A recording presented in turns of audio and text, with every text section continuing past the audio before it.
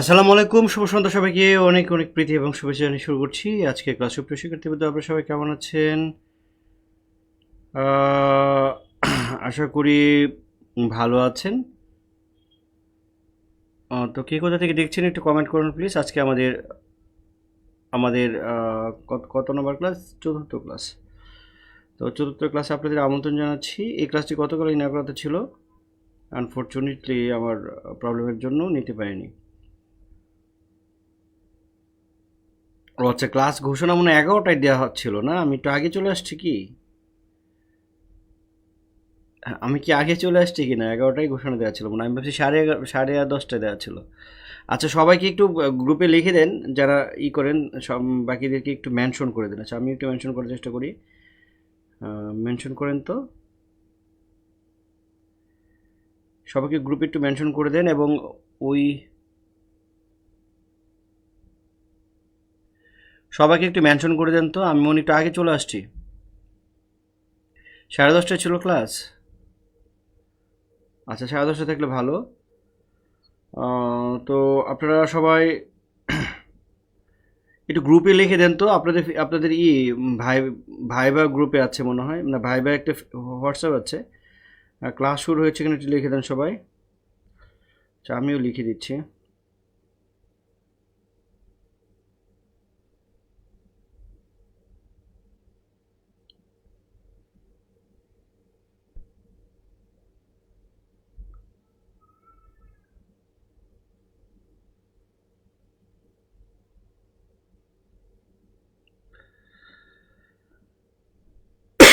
কে কোথা থেকে দেখছেন?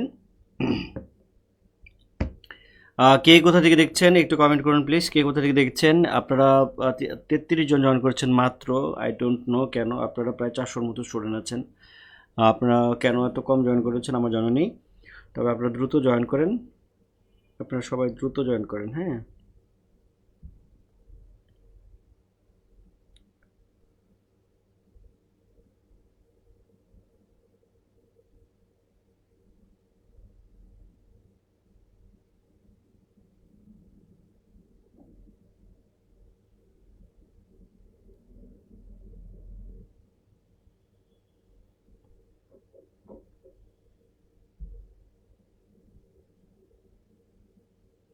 বাহান্ন জন জয়েন করেছেন।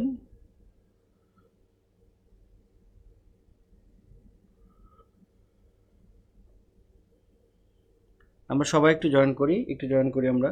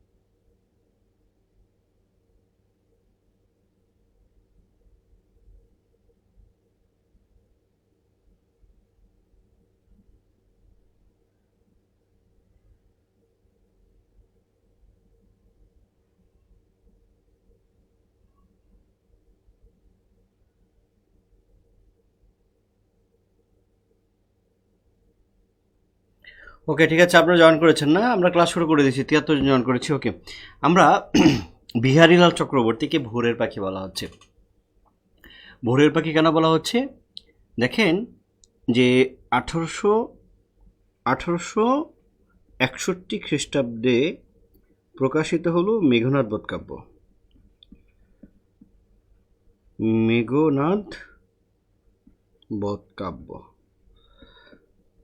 এবং বীরাঙ্গনা কাব্য প্রকাশ হলো তার 1 বছর পরে। হ্যাঁ, এই বীরাঙ্গনা কাব্য বলেন বা মেঘনাদ বধ কাব্য বলেন, অর্থাৎ বা টোটাল মাইকেল মধুসূদন দত্ত বাংলা সাহিত্যে তিনি যে বিদ্রোহটা নিয়ে আসলেন, মারাত্মক এক ধরনের বিদ্রোহ নিয়ে আসছেন, তাই না? তো সেই বিদ্রোহর মধ্যে কিন্তু প্রেম বা রোমান্টিকতা এই ব্যাপারটা কিন্তু নেই।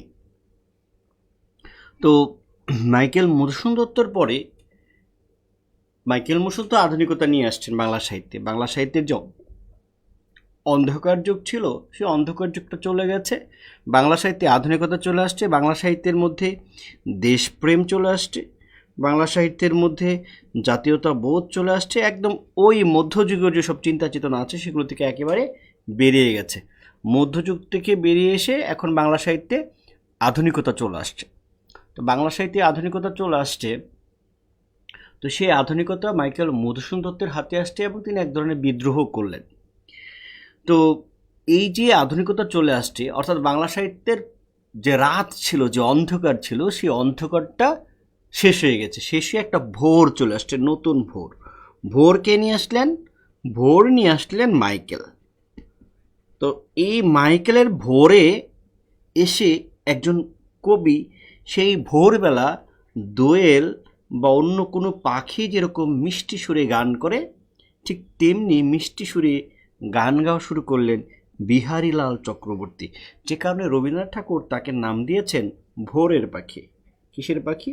তাহলে ভোরটা কিন্তু বিহারীলাল চক্রবর্তী নিজে সৃষ্টি করে নাই, ভোরটা সৃষ্টি করেছিলেন মাইকেল মধুসূদন দত্ত। বাংলা সাহিত্যের অন্ধকার যুগ থেকে, মধ্যযুগ থেকে সেই অন্ধকারকে আলোর পথে ধাবিত করেছেন মাইকেল মধুসূদন দত্ত, অর্থাৎ রাত থেকে ভোর বানিয়েছেন। এবং সেই ভোরে এসে বিহারীলাল চক্রবর্তী একটা রোমান্টিক একটা ভয়েস নিয়ে আসলেন, খুবই রোমান্টিক একটা চেতনা নিয়ে আসলেন। তার সব কিছুর মধ্যে সৌন্দর্য এবং আবেগ। রোমান্টিক কবিদের প্রধান বৈশিষ্ট্য কল্পনা, কল্পনা এবং সৌন্দর্যবোধ।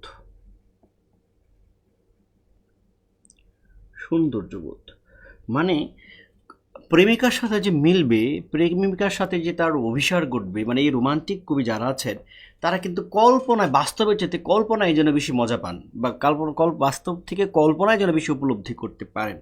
তো বিহারীলাল চক্রবর্তী তিনি তার প্রেমিকার মধ্যে সারদা দেবীকে খুঁজে পান, কিংবা সারদা দেবীর মধ্যে তিনি তার প্রেমিকার খুঁজে পান, এবং তিনি সব কিছুর মধ্যে সৌন্দর্য খুঁজে পান, সব কিছুর মধ্যে তিনি প্রেম খুঁজে পান, সব কিছুর মধ্যে স্নিগ্ধতা খুঁজে পান, সব কিছুর মধ্যে এই প্রেমবোধ। তার এই যে কল্পনা এবং প্রেমবোধ, কল্পনায় তিনি তার প্রেমিকাকে কাছে পাচ্ছেন, কল্পনায় তিনি বিরহে যাচ্ছেন, কল্পনায় তিনি অভিসারে যাচ্ছেন, মানে এই যে ব্যাপারগুলো, এইটা হচ্ছে রোমান্টিকতার প্রধান বৈশিষ্ট্য। তো এই রোমান্টিকতা, কল্পনা এবং সৌন্দর্য বোধ, এই ব্যাপারটা বাংলা সাহিত্যে আমদানি করেছেন বিহারীলাল চক্রবর্তী। এবং তিনি এই পরিমাণ রোমান্টিক যে তিনি যেখানে বসে কবিতা লিখতেন তার পাশের বাসায় তার একটা ভাবি ছিল। নর্মালি পাশের বাসার ভাবি যদি সুন্দরী থাকে এবং সেই ভাবি যদি একটু ঢং করে, তাহলে তো সেই ভাবির প্রতি আনমেরিড যে ছেলেরা আছে বা অন্য পুরুষরা, তারা কিন্তু এক ধরনের ভালোবাসা বা অন্যরকম ফিল করে। তো বিহারীলাল চক্রবর্তী পাশের বাসার ভাবি, তাকে দেখে তিনি কবিতা লেখেন। তো পাশের বাসার ভাবিও ঢং কম জানেন না। তো একদিন পাশের বাসার ভাবি, অনেক সুন্দর, অনেক লাল টকটক একটা ভাবি, তিনি রান্না করতে গিয়ে শাড়িতে আগুন লেগে গেল। তো আগুন লেগে যাওয়ার পরে সেই শাড়ির আগুনে ভাবির গাল কি পরিমাণ লাল হলো, এটা নিয়ে কিন্তু আমাদের বিহারীলাল চক্রবর্তী কবিতা লিখেছেন। ভাবিকে আর বাঁচাতে যান নাই। ব্যাপারটা হচ্ছে এই পরিমাণ রোমান্টিক হচ্ছেন বিহারীলাল চক্রবর্তী। তার কল্পনা মানে তার সৌন্দর্য বোধ হচ্ছে এরকম যে একজন মানুষের গায়ে আগুন লেগে গেছে, ভাবির গায়ে, তো এইটার মধ্যে তিনি সৌন্দর্য খুঁজে পান যে সেই আগুনে ভাবের গালগুলো কেমন লাল হয়ে গেছে। এবার বোঝেন কী পরিমাণ রোমান্টিক। সব কিছুর মধ্যে দেবীর মধ্যে যিনি তার প্রেমিকাকে খুঁজে পান, তার চাইতে কল্পনা বিলাসী, কল্পনা প্রবণ, তার চাইতে সৌন্দর্য পিপাসী কবি আর নেই। তো এই বিহারীলাল চক্রবর্তীকে ব্যাপকভাবে পছন্দ করতেন হচ্ছে রবীন্দ্রনাথ ঠাকুর ধ্যান জ্ঞানী ছিল। তিনি ফিউচারে কি হতে চান? বিহারীলাল চক্রবর্তী হতে চান। ঠিক আছে, বিহারীলাল কবিতা এবং গীতি কবিতার মধ্যে পার্থক্য কি আছে এটা বোঝাচ্ছে, আমার কথাটা শেষ করতে দেন। হ্যাঁ, তো এই যে এই রবীন্দ্রনাথ ঠাকুর আমরা জানি যে তার প্রথম জীবনের যে লেখার সাথী, তার প্রথম জীবনের খেলার সাথী, তার প্রথম জীবনের দুঃখ বেদনা আনন্দ বেদনার ভাগীদার হচ্ছে তার ভাবি ছিলেন কাদম্বিনী দেবী। তো সে কাদম্বিনী দেবী এবং বিহারীলাল চক্রবর্তী এরা কিন্তু ব্যাপকভাবে এই বিহারীলাল চক্রবর্তীর ভক্ত ছিলেন। এবং কাদম্বিনী দেবী মানে তিনি নিজের হাতে আসন তৈরি করে বনে এই বিহারীলাল চক্রবর্তীকে উপহার দিয়েছিলেন কাদম্বিনী দেবী, ঠিক আছে। তো কাদম্বিনী দেবী চাইতেন যেন এই রবীন্দ্রনাথ যেন কার মতো হন, বিহারীলাল চক্রবর্তীর মতো হন। তো তারা দুজনে ব্যাপকভাবে ভক্ত ছিলেন। তাহলে এই রবীন্দ্রনাথ ঠাকুরের রবীন্দ্রনাথ ঠাকুরের সাহিত্য গুরু হচ্ছে বিহারীলাল চক্রবর্তী, এবং বিহারীলালের চেলা বলতে পারি বা সাহিত্যের অনুসারী হচ্ছে রবীন্দ্রনাথ ঠাকুর। তো এই ব্যাপারটা আপনাদের প্রশ্ন করতে পারে যে বাংলা সাহিত্যে ভোরের পাখি কাকে বলা হয়? ভোরের পাখি বিহারীলাল চক্রবর্তী বলা হয়। বা বাংলা সাহিত্যের প্রথম রোমান্টিক কবিকে বা প্রথম রোমান্টিক চেতনা কার মধ্যে, সৌন্দর্য পিপাসীকে বা প্রথম এই কল্পনাপ্রবণ, কল্পনাবিলাসী বা ভাব প্রধান কবিকে, তাহলে আমরা কিন্তু উত্তর করবো বিহারীলাল চক্রবর্তী। তো সেই বিহারীলাল চক্রবর্তী দ্বারা রবীন্দ্রনাথ ঠাকুর ব্যাপকভাবে প্রভাবিত ছিলেন। রবীন্দ্রনাথ ঠাকুরের প্রথম জীবনে যে কাব্যগ্রন্থগুলো আছে, যেমন আমরা যদি বলি বনফুল, কবি ও কাহিনী, কথা কবি ও কাহিনী, তারপরে করি ও কোমল, প্রভাত সঙ্গীত, সন্ধ্যা সঙ্গীত, এখান থেকে শুধু একটা কবিতা নির্ঝরের স্বপ্নভঙ্গ, এই কবিতাটা আপনারা মুখস্থ করবেন। হ্যাঁ, নির্ঝরের স্বপ্নভঙ্গ,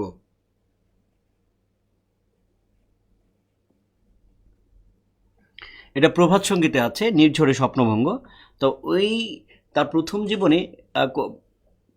জীবনে বলতে আমি বোঝাচ্ছি তার 1890 সালের আগে, 1890 সালের আগে যে রবীন্দ্রনাথ ঠাকুর, এই রবীন্দ্রনাথ ঠাকুরের যে কাব্যগ্রন্থগুলো আছে সেগুলোর নাম বলছি আমরা বনফুল, কথা ও কাহিনী, কবি ও কাহিনী, আর তারপর হচ্ছে প্রভাত সঙ্গীত, সন্ধ্যা সঙ্গীত, করি ও কোমল। এই কটার কথা যদি আমরা বলি, সেখানে রবীন্দ্রনাথ ঠাকুরকে খুঁজে পাওয়া যাচ্ছে না।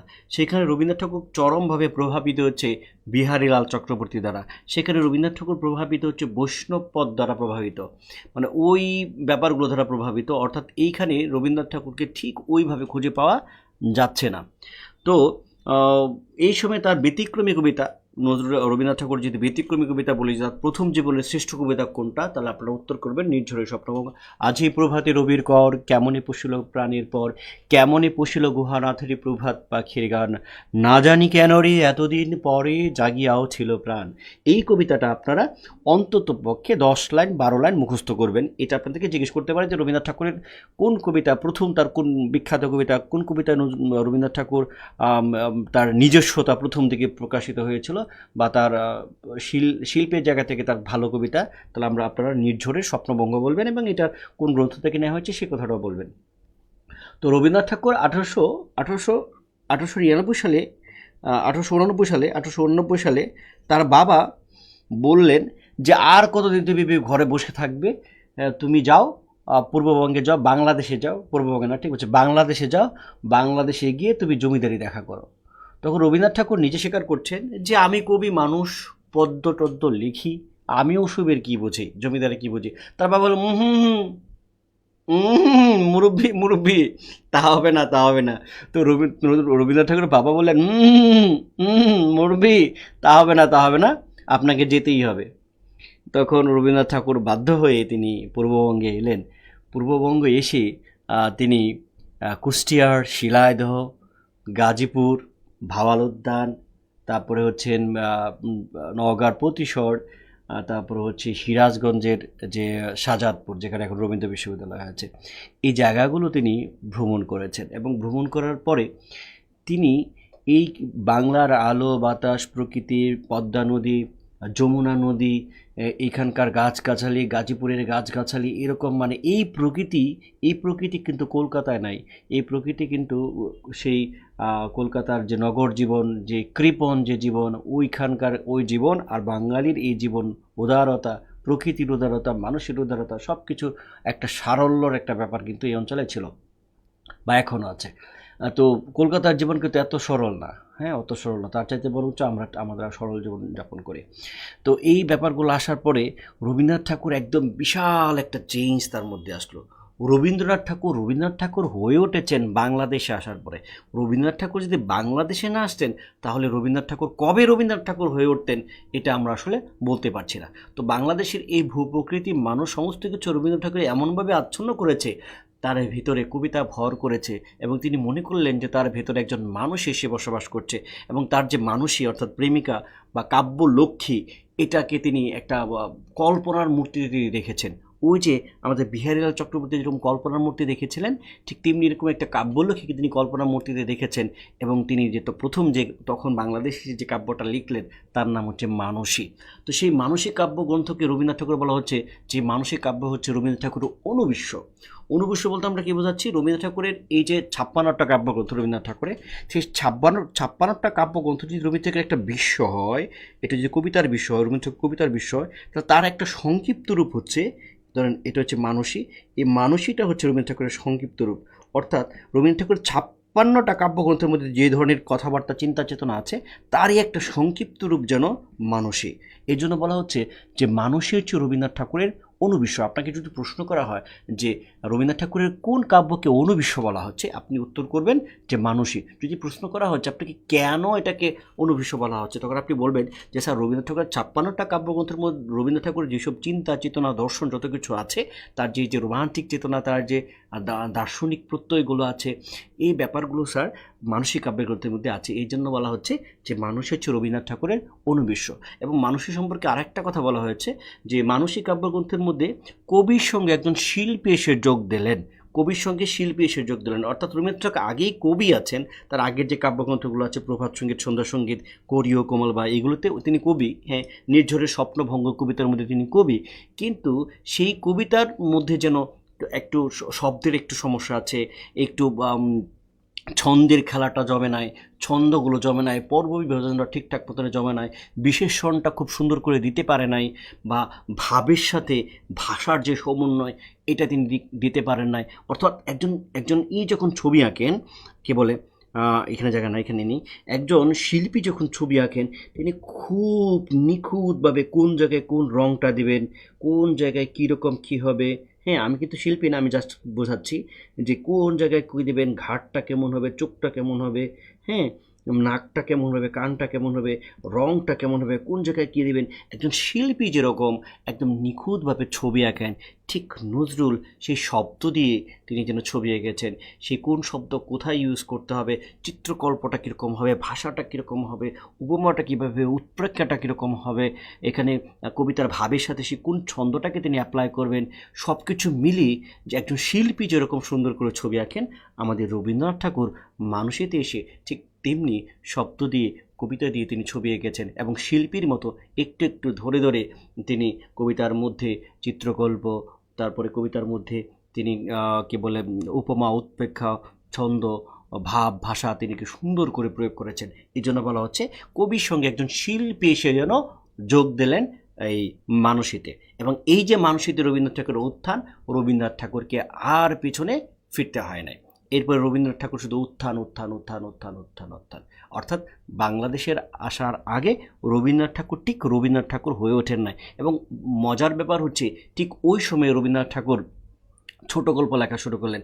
তারও আগে রবীন্দ্র ঠাকুরের ঘাটের কথা, ভিখারিনী নামে ছোট গল্প লিখেছিলেন, 5টা ছোট গল্প মতো লিখেছিলেন। তো সেই ছোট গল্পগুলো কিন্তু ছোট গল্প হয়ে ওঠে নাই। রবীন্দ্রনাথ ঠাকুর এই বাংলাদেশে আসার পরে তিনি ছোট গল্প লেখা শুরু করলেন, এবং সেই ছোট গল্প অবশ্যই খুব সার্থক ছোট গল্প। তিনি এখানে লিখলেন পোস্টমাস্টার, তিনি লিখলেন হচ্ছেন শাস্তি, তিনি লিখলেন ছুটি, তিনি লিখলেন বলাই, এই ব্যাপারগুলো তিনি এখানে এসে দেখে তিনি দেখলেন যে মৃন্ময়ী যেটা আছে, সমাপ্তি গল্প লিখলেন। মানে এই ধরনের যে তার সার্থক যে ছোটো গল্পগুলো আছে, সেই সার্থক ছোটো গল্প তিনি এই পূর্ববঙ্গের মানুষকে দেখে লিখলেন। অর্থাৎ রবীন্দ্রনাথ ঠাকুর গল্পকার হয়ে উঠেছেন বাংলাদেশে এসে, রবীন্দ্রনাথ ঠাকুর কবি হয়ে উঠেছেন বাংলাদেশে এসে। অর্থাৎ বাংলাদেশের সাথে রবীন্দ্রনাথ ঠাকুর এক ধরনের ওতপ্রোতভাবে জড়িত।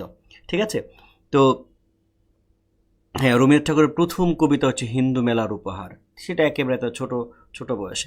রবীন্দ্রনাথ ঠাকুরের প্রথম কবিতা কোনটা, ছিন্নভিন্ন উপহার, এইটা মনে হয় এটা তো প্রিলিমিনারি প্রশ্ন হয়েছে, আপনাদের ভাইভাতে হয়তো এরকম ঠিক এই টাইপের কথা বলবে না, আপনাদের একটু বিশ্লেষণধর্মী প্রশ্ন হয়তো করা হবে, একটু বিশ্লেষণধর্মী প্রশ্নগুলো করা হবে যে রবীন্দ্রনাথ ঠাকুরের এই মানসিকে কেন অনুবিশ্ব বলা হচ্ছে, মানসিকে কেন কবির সঙ্গে একজন শিল্পী সুযোগ দিলে মানুষের মধ্যে কী আছে, এই ব্যাপারগুলো। ঠিক আছে, তো ওকে, আমরা তাহলে একটু একটু করে আগাই। আমরা তো এতক্ষণ শুধু কথা বললাম। তো এই বিহারীলাল চক্রবর্তী কি এবং প্রথম গীতি কবিতা বলা হচ্ছে, একজন প্রশ্ন করেছিলেন যে কবিতা এবং গীতি কবিতার মধ্যে পার্থক্য কী। ধরেন আমি যদি কবিতার কথা বলি, তো কবিতার যদি আমি বিভাজন করি, ধরেন কবিতা, ধরেন আমি বললাম কাহিনী কবিতা। কি কবিতা? কাহিনী কবিতা। অর্থাৎ কাহিনী আকারে যে কবিতাগুলো লেখা হয়, ধরুন মঙ্গল কাব্যগুলো হচ্ছে কাহিনী কবিতা, রোমান্টিক প্রণয় প্রকরণ কাহিনী কবিতা, অর্থাৎ মধ্যযুগের যত কবিতা আছে সব হচ্ছে কাহিনী কবিতা। এবং খণ্ড কবিতা লেখা শুরু হয়েছে, খণ্ড কবিতা, একটা কবিতা হচ্ছে খণ্ড কবিতা। তাহলে কাহিনী কবিতা বুঝছেন যে কবিতার মধ্যে কাহিনী আছে। আমরা যদি বলি নকশিকাতার মাঠ, এটা একটা কাহিনী কবিতা।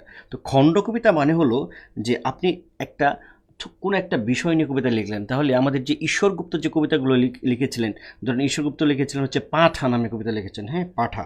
তো এই যে একটা পাঠা একটা বিষয়, ঈশ্বরগুপ্ত কিন্তু তার নিজের কোনো কিছু নিয়ে লেখেন নাই, তিনি পাঠাকে নিয়ে লিখেছেন, তাহলে এটাকে আমরা বলবো হচ্ছে খণ্ড কবিতা। তিনি যে লেখেন যে তপসে মাছ কিংবা ছাগল নামে তার যে কবিতা আছে, না ছাগল না, মানে পাঠাকে রসে বলে রসে বলে রসের ছাগল তোমার জন্য হয়েছে পাগল, কিংবা আনারস নামে তিনি যে কবিতা লিখলেন, তাহলে এইগুলোকে আমরা বলছি খণ্ড কবিতা। বা আমি যদি এখন মনে করেন যে এই আমার এই কলমটা নিয়ে একটা কবিতা লিখি, এটা হবে একটা খণ্ড কবিতা। আমি যদি মনে করেন আমার এই মোবাইলটা নিয়ে একটা কবিতা লিখি, এটা হবে একটা খণ্ড কবিতা। কিন্তু আমি যখন আমাকে নিয়ে কবিতা লিখব, কবিতা লিখব, তখন হবে গীতি কবিতা। আমরা যখন পড়ে আইছিলাম, এই যে বৈষ্ণব পদাবলী পড়িয়েছিলাম, সেখানে কিন্তু বলছি এটা গীতি কবিতা। গীতি কবিতা মানে হচ্ছে আবেগ, অনুভূতি, আবেগ। অর্থাৎ কবিতা মানেই কিন্তু গীতি কবিতা, কবিতা মানে হচ্ছে গীতি কবিতা মেনলি। মানে এই যে একজন কবি তার নিজস্ব কল্পনা, নিজস্ব আবেগ, অনুভূতি যখন তিনি ছড়িয়ে দেন বাক্যে, ভাষায়, ছন্দে, তখন সেটাকে গীতি কবিতা বলা হয়। কী কবিতা বলা হয়? গীতি। তাহলে গীতি কবিতা হচ্ছে ব্যক্তির একান্ত ভাব, ভাষা, অনুভূতি, তার দুঃখ, বেদনা, কষ্ট, হাহাকার, কবির যে পার্সোনাল যে ফিলিংস, এটা তিনি যখন কবিতায় প্রকাশ করেন। এবং অবশ্যই সেই কবিতাটা অনেক বড় না, বা অনেক বড় হতে পারে, যেমন আমাদের বিদ্রোহী কবিতা, এটা কিন্তু অনেক বড় একটা কবিতা, এটাও তো আমরা গীতি কবিতাই বলবো। তো এগুলোর আমরা কি বলছি? গীতি কবিতা বলছি। নর্মালি আমরা যে কবিতাগুলো লিখি বা যে কবিতাগুলো আমরা পড়ি, মেনলি এগুলো হচ্ছে গীতি কবিতা, যেটার মধ্যে কাহিনী আছে, এগুলো হচ্ছে কাহিনী কবিতা। আর খণ্ড কবিতা খুব কম, যেমন আমরা যদি ওই ঈশ্বরগুপ্তের বিভিন্ন কবিতা যদি ধরি, এগুলো হচ্ছে একটা খণ্ড কবিতা। মেনলি হচ্ছে আমাদের বর্তমান সময় থেকে শুরু করে বা রবীন্দ্রনাথ ঠাকুর শুরু করে আমরা যে কবিতাগুলো পড়ি, এগুলো হচ্ছে মেনলি হচ্ছে কী কবিতা? গীতি কবিতা। আশা করি আপনারা বুঝতে পেরেছেন। কবিতা হলো ছন্দবদ্ধভাবে যখন কোনো বিষয় নিয়ে যখন কোনো কিছু প্রকাশ করা হয়, সেটা হচ্ছে একটা কবিতা।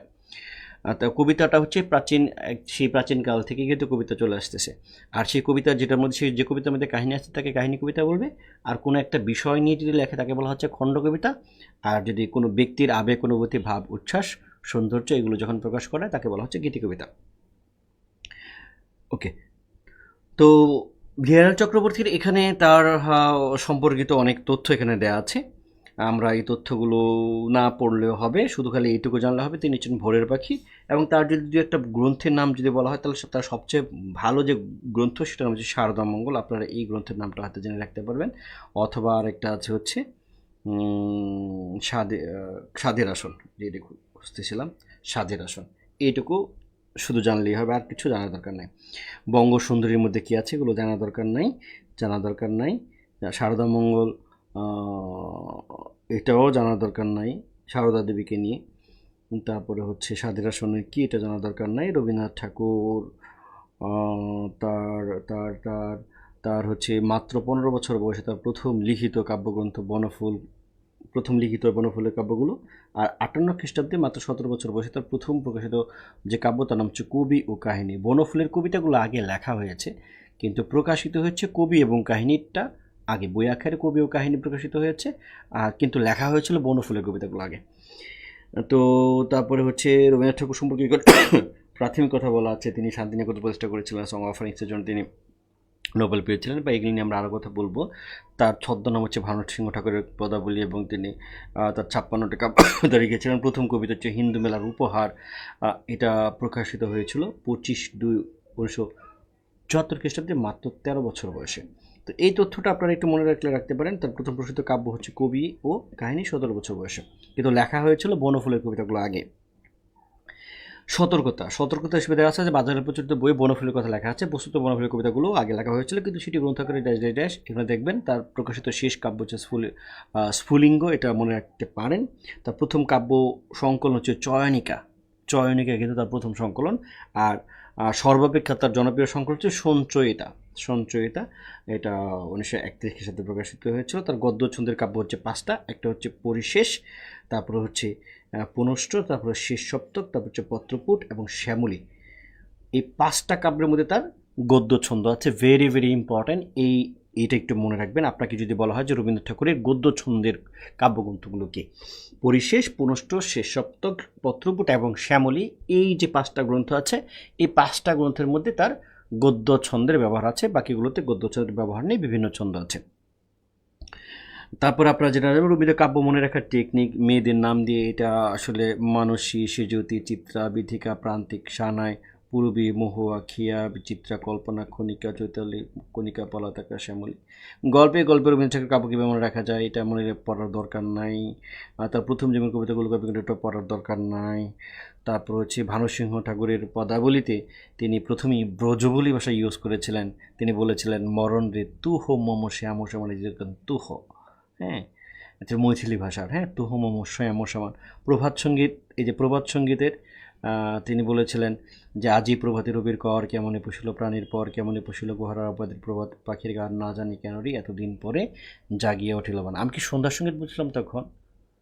মানে নির্ঝরে স্বপ্নভঙ্গ সন্ধ্যা সঙ্গীত থেকে বলেছিলাম। আচ্ছা, যদি বলে থাকি তাহলে এটা ভুলে বলেছি। প্রভাত সঙ্গীতের মধ্যে কি আছে, এই নির্ঝরের স্বপ্নভঙ্গটা আছে। এটা ইম্পর্টেন্ট, বেরি বেরি পারতে হবে, এই লাইনগুলো মুখস্থ করতে হবে, আপনাদের জিজ্ঞেস করতে পারে। তারপরে হচ্ছে ছবি ও গান, এখান থেকে কিছুই পড়ার দরকার নাই। করি ও কমল থেকে প্রাণ কবিতার একটা লাইন আছে, মরিতে চাহি না আমি সুন্দর ভবনে, মানবের মাঝে আমি বাঁচিবার চাই। এটা হচ্ছে মর্তপ্রীতি, এটার মধ্যে আছে। মর্তপ্রীতি মানে হচ্ছে পৃথিবীর প্রতি তার ভালোবাসা, এটা একদম প্রথম দিকে। এবং তার প্রথম দিকে কিন্তু মৃত্যু চেতনা আছে, একদম করি কোমলের মধ্যে আছে, ঠিক আছে। তারপর হচ্ছে উত্থান পূর্বে কাব্যগুলোর মধ্যে আছে মানসী, এটা বাদ দিয়ে আমরা মানসীতে চলে যাচ্ছি। এখানে যে কবির সঙ্গে একজন শিল্পী এসে যোগ দিলেন, যেটা আমি আলোচনা করেছি, মানসী রবীন্দ্রনাথ ঠাকুরের অনুবিশ্ব, এইটা প্রশ্ন আসতে পারে। তারপরে আমরা চলে যাচ্ছি এখানে গুরুত্বপূর্ণ কবিতা। এটা কয়েকটা কবিতার নাম আপনাকে জিজ্ঞেস করতে পারে। আপনারা সিন্ধু তরঙ্গ বলবেন, নিষ্ফল কামনার কথা বলবেন, নারী রক্তি, পুরুষের রক্তি, বধূ, হ্যাঁ, ব্যক্ত প্রেম, গুপ্ত প্রেম, অনন্ত প্রেম, এটা বলতে পারেন। এখানে ওই যে বধূর যে বেলা যে পড়ে এলো জলকে চল, যে গুরুত্বপূর্ণ লাইনটা, এটা হচ্ছে বধূ কবিতার লাইন। বর্ষার দিনে এমন দিনে তারা বলা যায়, এমনও ঘন গরু বরিশায়, এমনও ঘন সরে বাদল ঝরঝরে তপনহীন ঘনতমশায়। তো এই লাইনটা আপনারা চাইলে মুখস্থ করতে পারেন। অনন্তপুরের মেয়ে, এখান থেকে আপনারা এই লাইনটা চাইলে মুখস্থ করতে পারেন। যেন তোমার এই জন্য ভালোবাসি আসছি শতরূপে শতবার, জনমে জনমে যুগে যুগে অনিবার, আমরা দুজনে ভাসিয়ে এসেছি যোগর প্রেমের স্রোতে, অনাদিকালের হৃদয় উৎস হতে আমরা দুজনে কাটিয়েছি খেলা গুটি প্রেমিকের মাঝে, বিরহ বিদুর নয়নসলিল মিলন মধুর লাজে, পুরাতন প্রেম নিত্য নতুন সাজে। তো এটা প্রথম দিকে 2 লাইন দেওয়া হচ্ছে, লাস্টের দিকে কয়েকটা লাইন দেওয়া হচ্ছে। আপনারা অনন্ত প্রেম কবিতাটা একটু মুখস্থ করবেন। আপনাকে যদি রবীন্দ্রনাথ ঠাকুরের কবিতা জিজ্ঞেস করে, চাইলে আপনারা এখান থেকে বলতে পারবেন, কোনো অসুবিধা নেই। তারপরে হচ্ছে সোনার তরী কাব্যগ্রন্থ 74 প্রকাশিত হয়েছিল। তো এটার সাথে ছিন্নপত্রের একটা সম্পর্ক আছে, মনে রাখতে হবে। রবীন্দ্রনাথ ঠাকুর যখন এতে আসলেন, তখন তিনি এই ভারতবর্ষের বর্ষা প্রকৃতি, ভারতবর্ষ কেন বলছি, বাংলাদেশের বর্ষা প্রকৃতি, এগুলো দেখে তিনি ব্যাপক মোহিত হয়েছেন। তখন তিনি তার যে ভ্রাতুষ্পুত্র ইন্দিরা দেবী, তো সেই ইন্দিরা দেবী অর্থাৎ তার সেই ভাতিজিকে তিনি প্রতিদিন চিঠি লিখছেন। একটা গাছ থেকে একটা পাতাতে একটা টুক করে একটা ফোঁটা পড়েছে, একটা একটা একটা গাছ হেলে গিয়েছে, একটু বাতাস এসেছে, একটু মানে কি বলে, নদীতে পানি যাচ্ছে, এরকম একদম ছোট ছোট ছোট ছোট বিষয় তিনি বর্ণনা করেছেন চিঠির মাধ্যমে। ছিন্নপত্রের বই আছে, আপনারা সেটা নিতে পারেন। অর্থাৎ আপনি সোনার তরী কবিতা পড়লে ছিন্নপত্রের নাম আসতে পারবে। তাহলে আপনারা যদি বলে যে ছিন্নপত্র কি, এটা একটা কবিতা, এটা একটা চিঠির বই। রবীন্দ্রনাথ ঠাকুর তার ম্যাক্সিমাম দুইটা 4-5টা চিঠি হয়তো অন্য মানুষকে তিনি লিখেছিলেন, বাকি সব চিঠি তিনি তার ভ্রাতুষ্পুত্রকে লিখেছিলেন। এবং যারা নিন্দক ছিলেন তার ওই কি বলে ভ্রাতুষ্পুত্রী আর কি, মানে ওই যে তার যে ভাতিজি আছে, সেই ভাতিজিকে, তার ভাতিজির সাথে নাকি প্রেম, এরকম মানুষ বলতো আর কি, নিন্দকেরা বলতো। তো এগুলো খুব ভুয়া কথাবার্তা। তো এখান থেকে গুরুত্বপূর্ণ কবিতা আপনারা চাইলে এটা মুখস্থ করতে পারেন। গগনে গর্জ মেঘ ঘন বর্ষা, ফুলেখা বসিয়াছি নাহি বর্ষা, রাশি রাশি ভাড়া ভাড়া ধান কাটা হলো সার, ভরা নদী খরদেরা খরপাশা, কাটিতে কাটিতে দান এলো বর্ষা, একখানি ছোটো খেয়ে আমি একলা, চারিদিকে বাঁকা জল করেছে খেলা। তো এই কবিতাগুলোর মধ্যে রবীন্দ্রনাথ ঠাকুরের দর্শনটা আপনাদের একটু বোঝাই দিই। প্রথম কথা হচ্ছে রবীন্দ্রনাথ ঠাকুরের যে তার কবিতাগুলো যে দর্শন, আপনাদের যদি জিজ্ঞেস করে যে Rabindranath Thakur is not only a poet but also a great philosopher, এটা কেন বলা হচ্ছে? রবীন্দ্রনাথ ঠাকুর শুধু কবি নন, তিনি একজন দার্শনিক। সেটা কেন বলা হচ্ছে দেখেন, এই কবিতাগুলোর মধ্যে তার যে যে সম্পর্কগুলো আছে দেখেন। এইখানে কবিতার মধ্যে তিনি দেহগত প্রেম, দেহাতীত প্রেম, এই ব্যাপারটা তিনি দেখাচ্ছেন। দেহাতীত প্রেম, এটার একটা দ্বান্দ্বিক সম্পর্ক দেখাচ্ছেন। এবং রবীন্দ্রনাথ ঠাকুর এই দেহাতীত প্রেমকে প্লেটোনিক লাভ বলা হয়। তো রবীন্দ্রনাথ ঠাকুর এই দেহাতীত প্রেমের প্রতি তার আকর্ষণটা যেন বেশি। তিনি দেখাচ্ছেন সীমা এবং অসীমের একটা দ্বন্দ্ব দেখাচ্ছেন। রবীন্দ্রনাথ ঠাকুর সীমার মধ্যে আবদ্ধ থাকতে চান না। এই দুই পাখি কবিতার মধ্যে সীমা এবং অসীমের এই দর্শনটা এখানে আছে। দেখা যাচ্ছে যে একটা পাখি, খাঁচার পাখি ছিল সোনার খাঁচাটিতে, বনের পাখি ছিল বনে, একদা কি করিয়া মিলন হইল দোহে, কি ছিল বিধাতার মনে। অর্থাৎ এই যে সীমা, খাঁচার পাখি হচ্ছে মানে সীমার মধ্যে, তাহলে আর অসীমটা হচ্ছে আপনার বনের পাখি। অর্থাৎ এই বনের পাখি এবং খাঁচার পাখি, এদের একটা মিলন প্রয়োজন। অর্থাৎ এই সীমাকে ভেঙে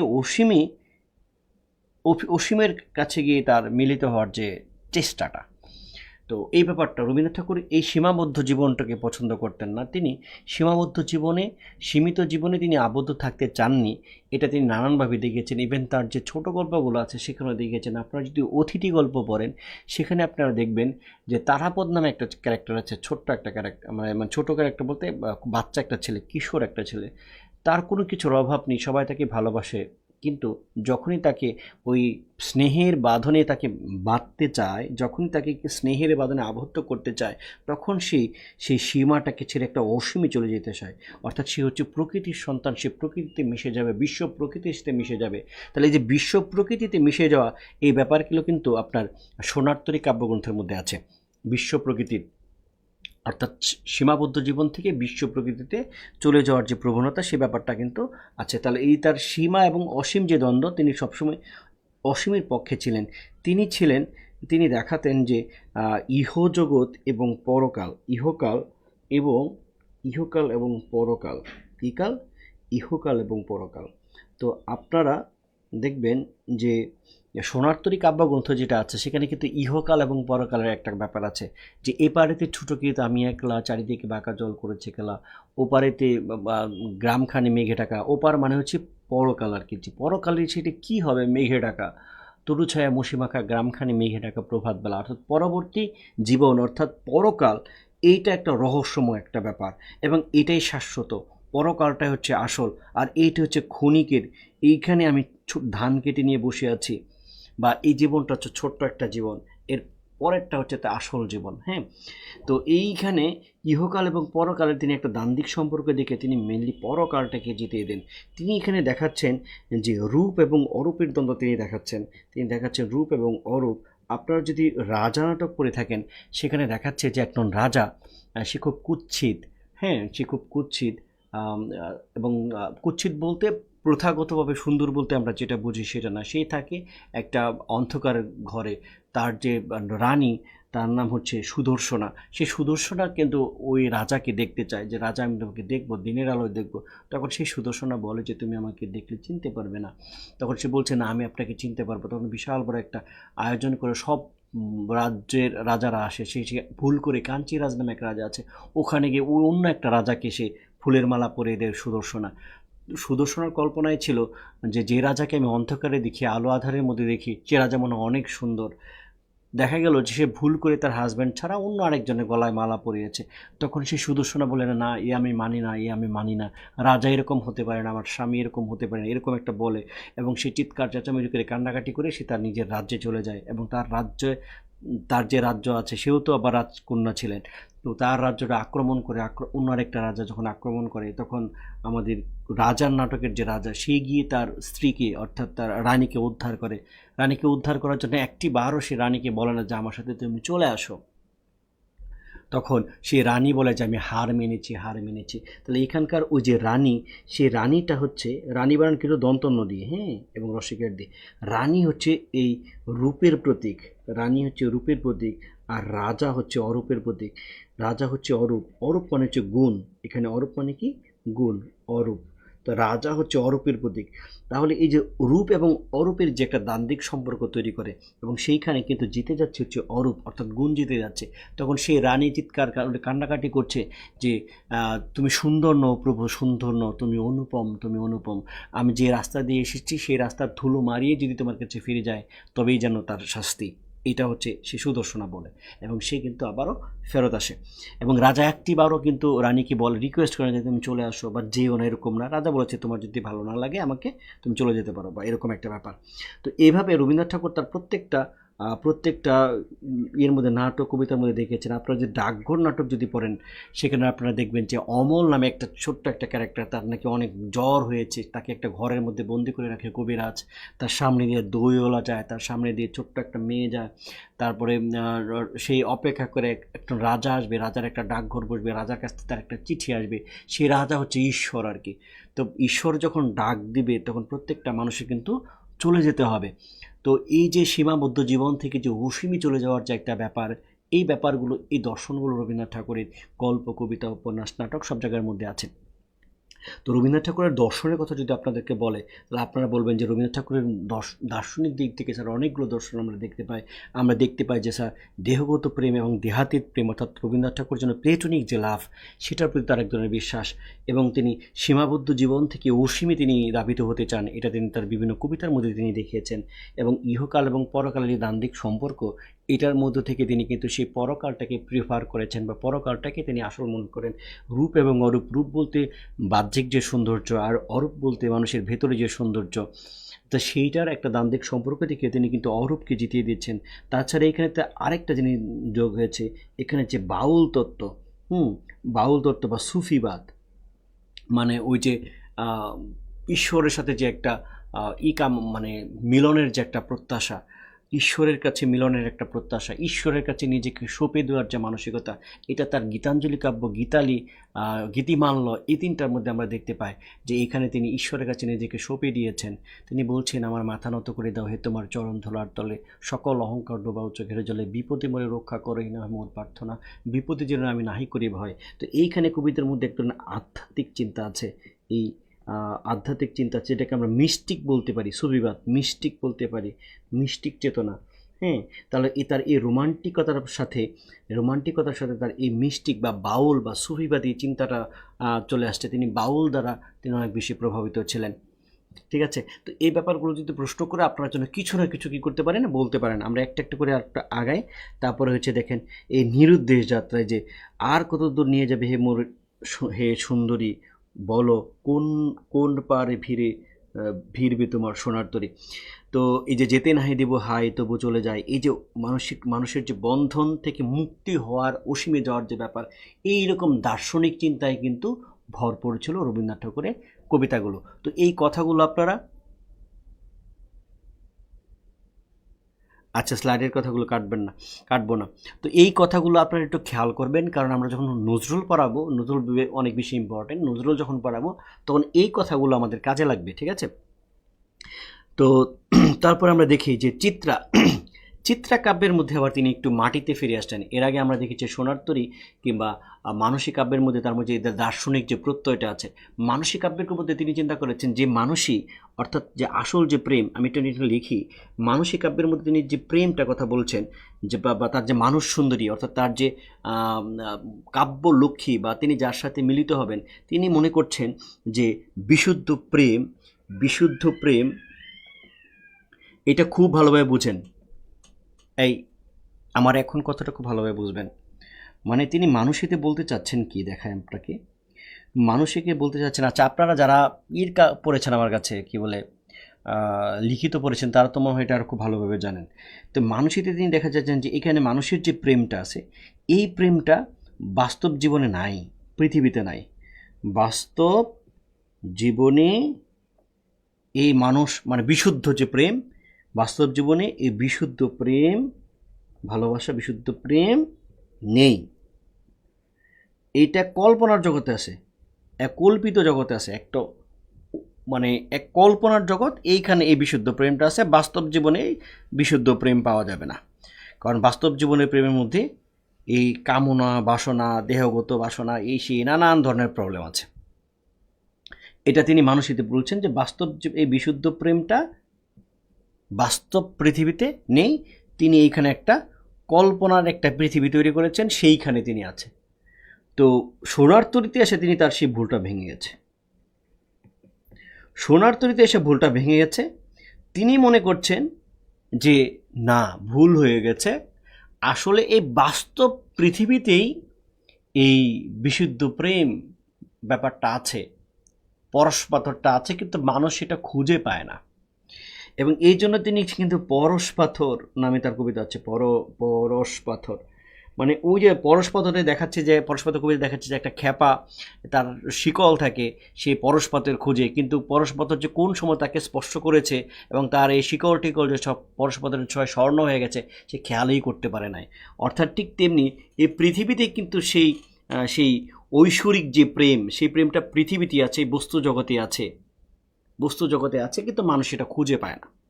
এটা তিনি সেই মানে মানসীতে তিনি একটা ঊর্ধ্বলোকে ছিলেন, একটা তার এই প্রেম ভালোবাসা বা বিশুদ্ধ প্রেমের ব্যাপারগুলো বাস্তব পৃথিবীতে নাই, এটা একেবারে একটা ঊর্ধ্বলোকে আছে, এরকম চিন্তা করতেন। সে সোনার তরীতে তিনি একেবারে পৃথিবীতে নেমে আসছেন এবং তিনি মনে করছেন তিনি বিশ্ব প্রকৃতির সন্তান, এবং তিনি বিশ্ব প্রকৃতির মধ্যে তিনি নিজেকে কী করেছেন, ছড়িয়ে দিয়েছেন, এবং সেই প্রকৃতির মধ্যেই সেই বিশুদ্ধ প্রেম ভালোবাসা সব কিছু আছে। প্রতি কাব্যের মধ্যে রবীন্দ্রনাথ ঠাকুরের এই দর্শনগুলো কী হয়েছে, চেঞ্জ হয়েছে। এবং চিত্রাতে এসে একেবারে বাস্তব পৃথিবীর কবিতা তিনি লেখা শুরু করলেন। মানে ওইখানকার ওই যে দর্শন, রূপ অরূপ, সেই একেবারে এই বিশ্ব প্রকৃতির মধ্যে মিলিয়ে যেতে হবে, অসীমে চলে যেতে হবে, এই যে এইসব যে তার দার্শনিক যে প্রত্যয় আছে, এখান থেকে তিনি সরে এসে একটু বাস্তবসম্মত কবিতা লেখা শুরু করলেন। এখানে এসে তিনি কবিতা লিখলেন 2 বিঘা জমি। দেখেন আপনার যদি মনে থেকে, শুধু বিঘি 2 ছিল মোর ভুই, আর সবে গেছে ঋণে, বুঝেছ প্যান এ জমি আমি লইব কিনে। তারপরে হচ্ছে যে কাঙালের রাজার হস্ত করে সমস্ত কাঙালের ধন চুরি। আপনারা এই 2 বিঘা জমিটার মধ্যে তিনি এসে, মানে এখানে এসে তিনি একেবারে মাটির পৃথিবীতে চলে আসছেন। এখানে 14 নামে তার একটা কবিতা ছিল, আজি হতে শতবর্ষ পরে কে তুমি পড়েছ বসে আমার কবিতা কানি কৌতূহল ভরে আজি হতে শতবর্ষ পরে। এই 14 সাল কবিতার মধ্যে বলছে। তাহলে আপনাদের পরীক্ষা কখনো যে প্রশ্ন করে যে 14 সাল কবিতা কিংবা 2 বিঘা জমি মানে কোন কাব্যগ্রন্থের কবিতা বা পুরাতন ভৃত্য কোন কাব্যগ্রন্থের কবিতা, তাহলে আপনারা কিন্তু উত্তর করবেন হচ্ছে চিত্রা। এখানে কিন্তু দেয়া আছে, দেখেন, এই যে ভূতের মতো চেহারা যেমন নির্ভূত অতি ঘোর, যা কিছু হারায় গিন্নি বলে কেষ্টা বেটায় চোর। একেবারে বাস্তব জীবনের কথা তিনি লিখেছেন, একদম বাস্তব জীবনের কথা লিখেছেন।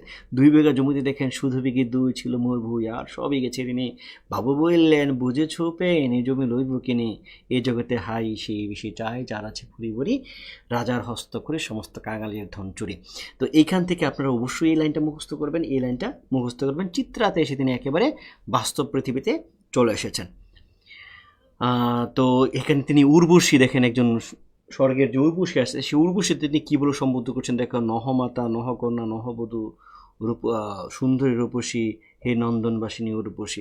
14 সাল কবিতাতে বলছে, আমি রাজি হতে শতবর্ষ পরে তুমি কে তুমি বলছো কবিতাখানি, এখান থেকে লাইনটা পড়তে পারেন। তো ওই চিত্রাতে যা আছে মোটামুটি চৈতালিতে যা আছে, চৈতালিটা আর পড়া দরকার নাই, কারণ এটা আমাদের অতটা ইম্পর্টেন্ট না। আমরা ইম্পর্টেন্ট জায়গায় চলে যাচ্ছি। এখানেও আপনারা এত পড়া দরকার নাই, দেখলে তো আপনাদের ভয় পায়। এটা ছোটোবেলা থেকে কবিতাটা আমরা পড়তাম একটা সময়। পরিচয়, একদিন দেখিলাম উলঙ্গের ছেলে, ধুলি বসে বসে, মানে এই সময়টাতে তিনি একেবারে বাস্তব পৃথিবীর কিছু কবিতা লিখেছেন। তারপর হচ্ছে কণিকা। তো এই কণিকা, নাম তার কণিকা, এটাকে আমরা অনুকাব্য বলবো। কী কাব্য বলবো? অনুকাব্য বলবো। এবং এটা হচ্ছে নীতি ধরনের কবিতা। এখান থেকে আপনারা হাতে কলমে এটা পড়া দরকার নাই, এখান থেকে আপনারা দু একটা লাইন চাইলে নিজেদের জানার জন্য লিখে দিতে পারেন, এটাও পড়ার দরকার নাই। আপনারা এই যে এই লাইনটা দেখেন, শৈবাল ধিগিরি বলে উচ্চ করে শির লিখে রাখ এক ফোঁটা দিলাম শিশির।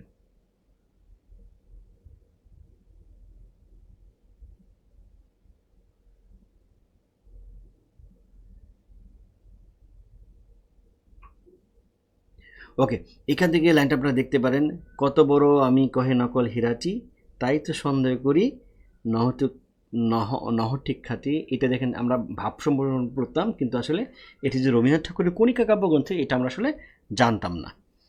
তো অকৃতজ্ঞ ধ্বনিটিরে প্রতিধ্বনি সদা ব্যঙ্গ করে, ধ্বনির কাছে ঋণী সে যে পাচ্ছে ধরা পড়ে। তারপর হচ্ছে এখান থেকে আপনারা এই যে এই লাইনগুলো আমরা প্রায়ই বলি, এই লাইনগুলো আপনারা যা পারলে মুখস্থ করবেন। নদীর এপার করে ছাড়িয়া নিঃশ্বাস, এগুলো হচ্ছে যারা বাংলার না তারা কিন্তু এই লাইনগুলো জানে, এই জন্য আপনাদের কিন্তু জিজ্ঞেস করে ফেলতে পারে। যারা বাংলার না তারা কিন্তু এই লাইনগুলো জানে। আমি আমার বাংলা না প্রিন্সিপাল পেয়েছি যে তিনি হচ্ছেন একজন ইঞ্জিনিয়ার, কিন্তু তিনি সেই লাইনগুলো তার ওনার মুখস্থ আছে, এবং উনি এটা জিজ্ঞেস করেন, এই মেয়েটি বলো তো এটা কি? নদীর এপার করে ছাড়িয়ে নিঃশ্বাস, ও পারিতে সর্বসুখ আমার বিশ্বাস, নদীর এপার বহি দীর্ঘশ্বাস ছাড়িয়ে শিশুচার কহে, যাহা কিছু সুখ সকলেই ওপারে। এটা একেবারে মুখস্থ করে ফেলবেন, হ্যাঁ। তারপর হচ্ছে এই যে দ্বার বন্ধ করে দিয়ে ভ্রমটারে ঢুকি, সত্য বলে আমি কোথা দিয়ে ঢুকি। এই লাইনটা আপনারা পড়তে পারেন। আর হচ্ছে এই তো কল্পনাতে এসেও তিনি মোটামুটি মাটির পৃথিবীতেই আছেন। এখান থেকে মার্জনা কবিতাটা দেখতে পারেন। ভৈরব নামে একটা, বৈশাখ নামে একটা কবিতা আছে বিখ্যাত, এখানে আপনারা চাইলে এটা দেখা দরকার নেই, অত দেখার দরকার নেই আপনার যদি কষ্ট হয় আর কি। কথাও কাহিনী পড়ার দরকার নেই। কৃষ্ণকুলি এটা দেখতে পারেন, যে কৃষ্ণকুলি আমি তারে বলে কালো, তারে বলে গায়ের লোক, দেখেছি তার কালো বরণ হরিণ চোখ, এরকম একটা কবিতা আছে। হ্যাঁ, কবির বয়স, এইটা আপনাকে প্রশ্ন করতে পারে। এটা দেখবেন আমার সিনিয়র যেসব স্যার আছেন তারা এটা বলেন, যে কেশে আমার পাক ধরেছে বটে, তাহার পানে নজরে তো কেন, পাড়ার যত ছেলে বড় সবার আমি এক বয়সী যেন। মানে হচ্ছে এই যে রবীন্দ্রনাথ ঠাকুরের মানে বাস্তব অভিজ্ঞতা থেকে কিন্তু কবিতাগুলো লেখা। শেখা এগুলো পড়ার দরকার নাই। এই যে এক গায়ে কবিতাটা, এটা দেখবেন নাটক সিনেমাতে এই কবিতা লাইনগুলো ইউজ হয়, যে আমরা দুজন একটি গায়ে থাকি, সে আমাদের একটি মাত্র সুখ, আমাদের এই গ্রামের নামটি খঞ্জনা, আমাদেরই নদীর নামটি অঞ্জনা, আমার নাম তো জানি গায়ের পাঁচজনে, আমাদের সেই তাহার নামটি রঞ্জনা। তো এই লাইনটা বিভিন্ন নাটক সিনেমাতেও ব্যবহৃত হয়, আপনারা যদি পারেন তো একটু পড়ে রেখেন। কৃষ্ণকুলি তারে, ওই যে আমি যে কথা বলছিলাম, কৃষ্ণকুলি আমি তারে বলি, কালো তারে বলে গায়ের লোক, হে মেঘলা দিনে দেখেছিলাম মাঠে, কালো মেঘের কালো হরিণ চোখ।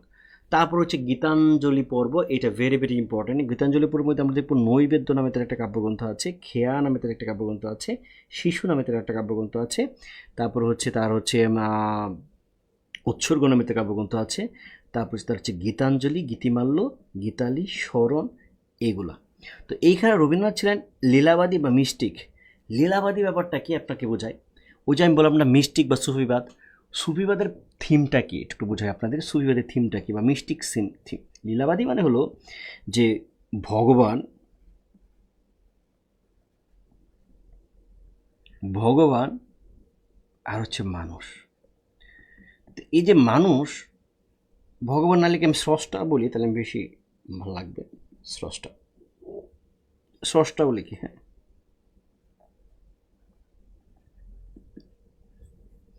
এই স্রষ্টা লীলা করছে, লীলা মানে খেলা, মানে এই জগৎ, এই জগৎ যে আছে এই জগৎ সৃষ্টি করেছেন স্রষ্টা লীলার জন্য, খেলার জন্য। মানে আমরা যেরকম ভিডিও গেম খেলি না, আমরা যেরকম মনে করেন একটা খাঁচার মধ্যে একটা পাখি পালি কিংবা অ্যাকোরিয়ামে একটা মাছ পালি, হ্যাঁ, ওটা আমাদের কিসের জন্য? লীলার জন্য, খেলার জন্য, আনন্দের জন্য। তো মানুষ যে সৃষ্টি করেছেন ঈশ্বর, সেই লীলার জন্য সৃষ্টি করেছেন। তিনি এখানে এসে সেই লীলাবাদী, এবং এই যে লীলাবাদী যে ঈশ্বর আছে, যে ঈশ্বর আমাদের নিয়ে খেলছে, সেই ঈশ্বরের কাছে তিনি পরিত্রাণ চান। ঈশ্বর তাকে বাঁচাক, এটা তিনি চান না। তিনি যেন এইখানে টিকে থাকতে পারেন, তিনি যেন ভয় না পান, এটার জন্য তিনি ঈশ্বরের কাছে চান। অর্থাৎ ঈশ্বরের সাথে তাহলে এই যে স্রষ্টা এবং মানুষ, এদের মধ্যে এক ধরনের বন্ধুত্ব সৃষ্টি করা, এক ধরনের সম্পর্ক তৈরি করাই হচ্ছে এই যে এই মিস্টিক বা লীলাবাদীর ব্যাপার বা সুফিবাদীর ব্যাপার। তো রবীন্দ্রনাথ ঠাকুর হচ্ছেন লীলাবাদী মিস্টিক। মানুষ ও ভগবানের জন্মান্তর দিয়ে প্রেম লীলার সৌন্দর্য মাধুর্য রহস্য উন্মোচন করেছেন। লীলার জন্যই মানব সৃষ্টি, বিশ্ব সৃষ্টি। অর্থাৎ বিশ্ব সৃষ্টি করা হয়েছে লীলার জন্য, খেলার জন্য, আনন্দের জন্য। কার আনন্দ? সৃষ্টিকর্তার আনন্দের জন্য। তো এই ব্যাপারটা রবীন্দ্রনাথ ঠাকুর বিশ্বাস করতেন, ঠিক আছে।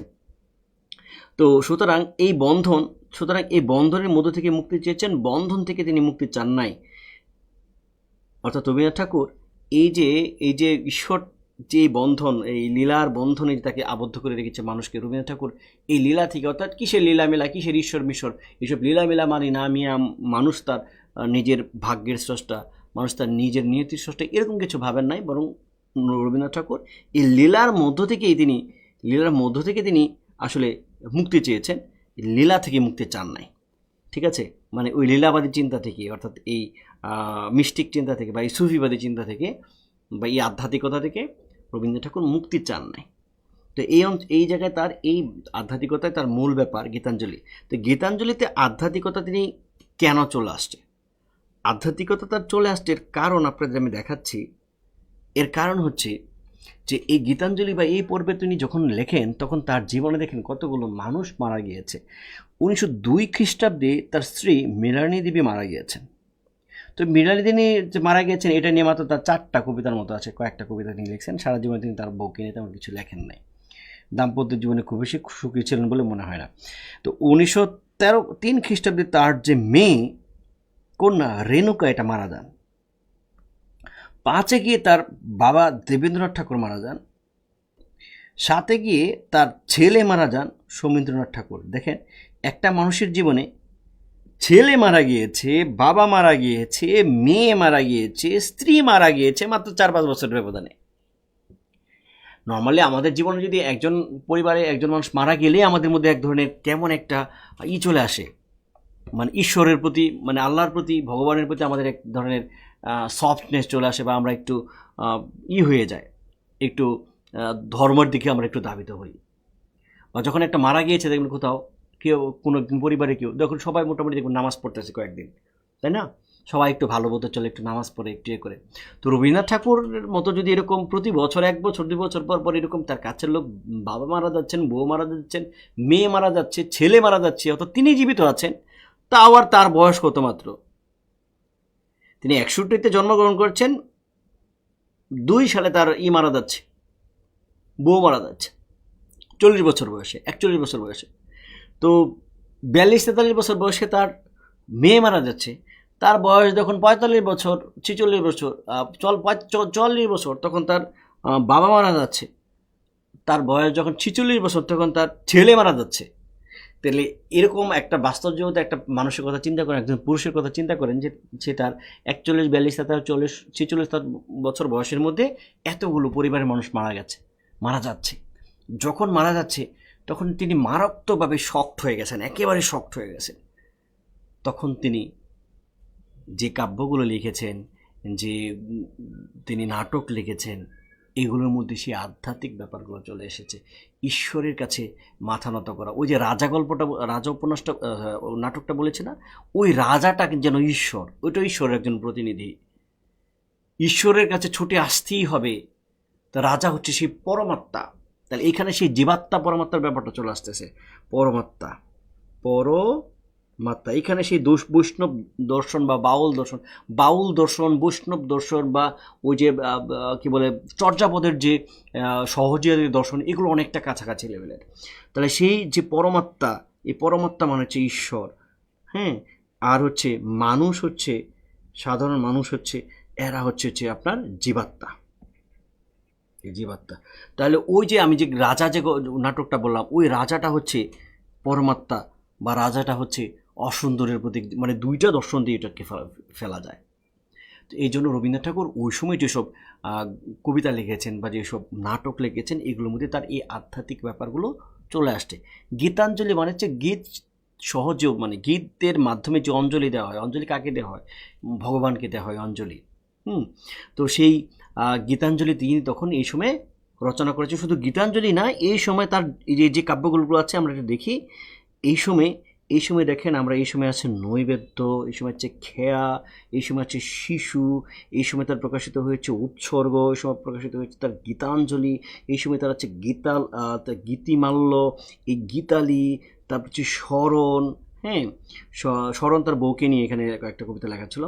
তারপরে হচ্ছে এই যে যেগুলো বললাম রাজা নাটক বা এই সময় যেগুলো রচিত হয়েছিল, সবগুলোর মধ্যে এক ধরনের ঈশ্বরকে নিয়ে তার একটা ভাবনা আছে, ঈশ্বরের কাছে মাথা নত করার একটা ভাবনা তার আছে।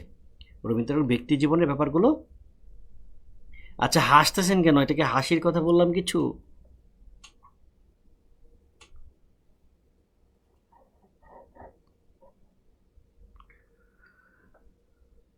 স্কুল এবং কলেজ আমি তো সমন্বয় করে পড়াচ্ছি। আমি স্কুলের, রবীন্দ্রনাথ ঠাকুরের স্কুলের কবিতার নাম হচ্ছে ই কবিতা, আপনাদের স্কুলের যে কবিতাটা ছিল সেই কবিতার নাম হলো ঐকতান। সেই ঐকতান নিয়ে আলোচনা করব। স্কুলে হয়তো আপনাকে রবীন্দ্রনাথ ঠাকুরের যে কোনো কবিতা জিজ্ঞেস করতে পারে, অথবা খুব বেশি যদি স্পেসিফিক করে জিজ্ঞেস করে, তাহলে আপনাদের যে ঐকতান যে কবিতা আছে সেই ঐকতান কবিতা সবগুলো জানি, তারপর আমরা ঐকতানটাও জানবো, অসুবিধা নেই, শেষে আমরা ঐকতানটা জানবো। আচ্ছা, কে জানি হাসছিলেন, কেন হাসতেছেন? ও, বউ নিয়ে খুশি ছিলেন না? আচ্ছা, ঠিক আছে,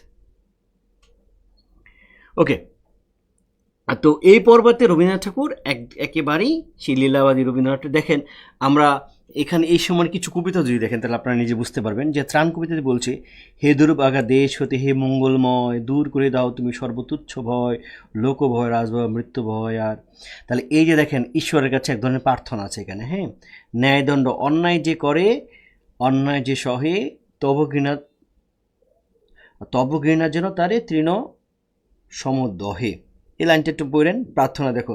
চিত্ত যেতা ভয়শূন্য, উচ্চ যেতা শির, জ্ঞান যেতা মুক্ত যেতা গৃহের প্রাচীর, নিঃহস্তে নির্দয় আঘাত করিবি তো ভারত, ভারতরে সেই স্বর্গে করো জাগতের। তাহলে এই দেখেন সব কিন্তু এগুলো ঈশ্বরকে তিনি বলছেন। তারপরে শিশু মনে করে, আচ্ছা, শিশু মনে করে যেন বিদেশ করে মাকে নিয়ে যাচ্ছে অনেক দূরে, এটা হচ্ছে ওই বীর পুরুষ এমনিতে লিখেছি। তারপর হচ্ছে দেখেন উৎসর্গ কবিতার মধ্যে তিনি কি করেছিলেন, এগুলো অনেকগুলো তথ্য এখানে আপনারা দেওয়া আছে, আপনারা চাইলে এখান থেকে নিতে পারবেন অনেক কিছু, হ্যাঁ।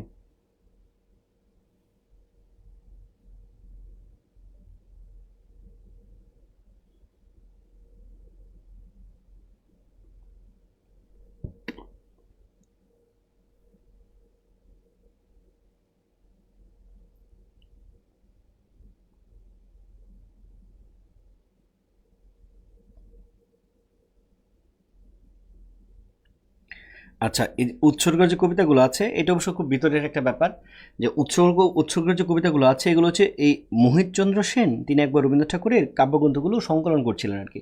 তো সংকলন করার ক্ষেত্রে তিনি কাব্যগ্রন্থ যে সিরিয়ালটাও মেনটেন করেন নাই, বা ওই এই ভাবধারা অনুযায়ী কাব্যের যে ভাবধারা অর্থাৎ বিষয় অনুযায়ী তিনি ভাগ করেছিলেন, এবং বিষয় অনুযায়ী তিনি বলেছিলেন যে এখানে একটা মুখবন্ধ এরকম কিছু একটা লিখে দেন। তখন রবীন্দ্রনাথ ঠাকুর ওই মুখবন্ধ লিখতে গিয়ে যে ছোট ছোট লাইনগুলো লিখে দিয়েছিলেন, ওইগুলি হচ্ছে পরবর্তীতে উৎসর্গ নামে এটা প্রকাশিত হয়েছিল। আচ্ছা, আমরা গীতাঞ্জলিতে চলে যাই। তো গীতাঞ্জলিতে মোটামুটি এতগুলো মানুষের মৃত্যুর কারণে তিনি আসলে একেবারে ডিপ্রেসড হয়ে গিয়েছিলেন, যে কারণে তিনি তার ঈশ্বরের কাছে তিনি নিজেকে সমর্পণ করেছিলেন।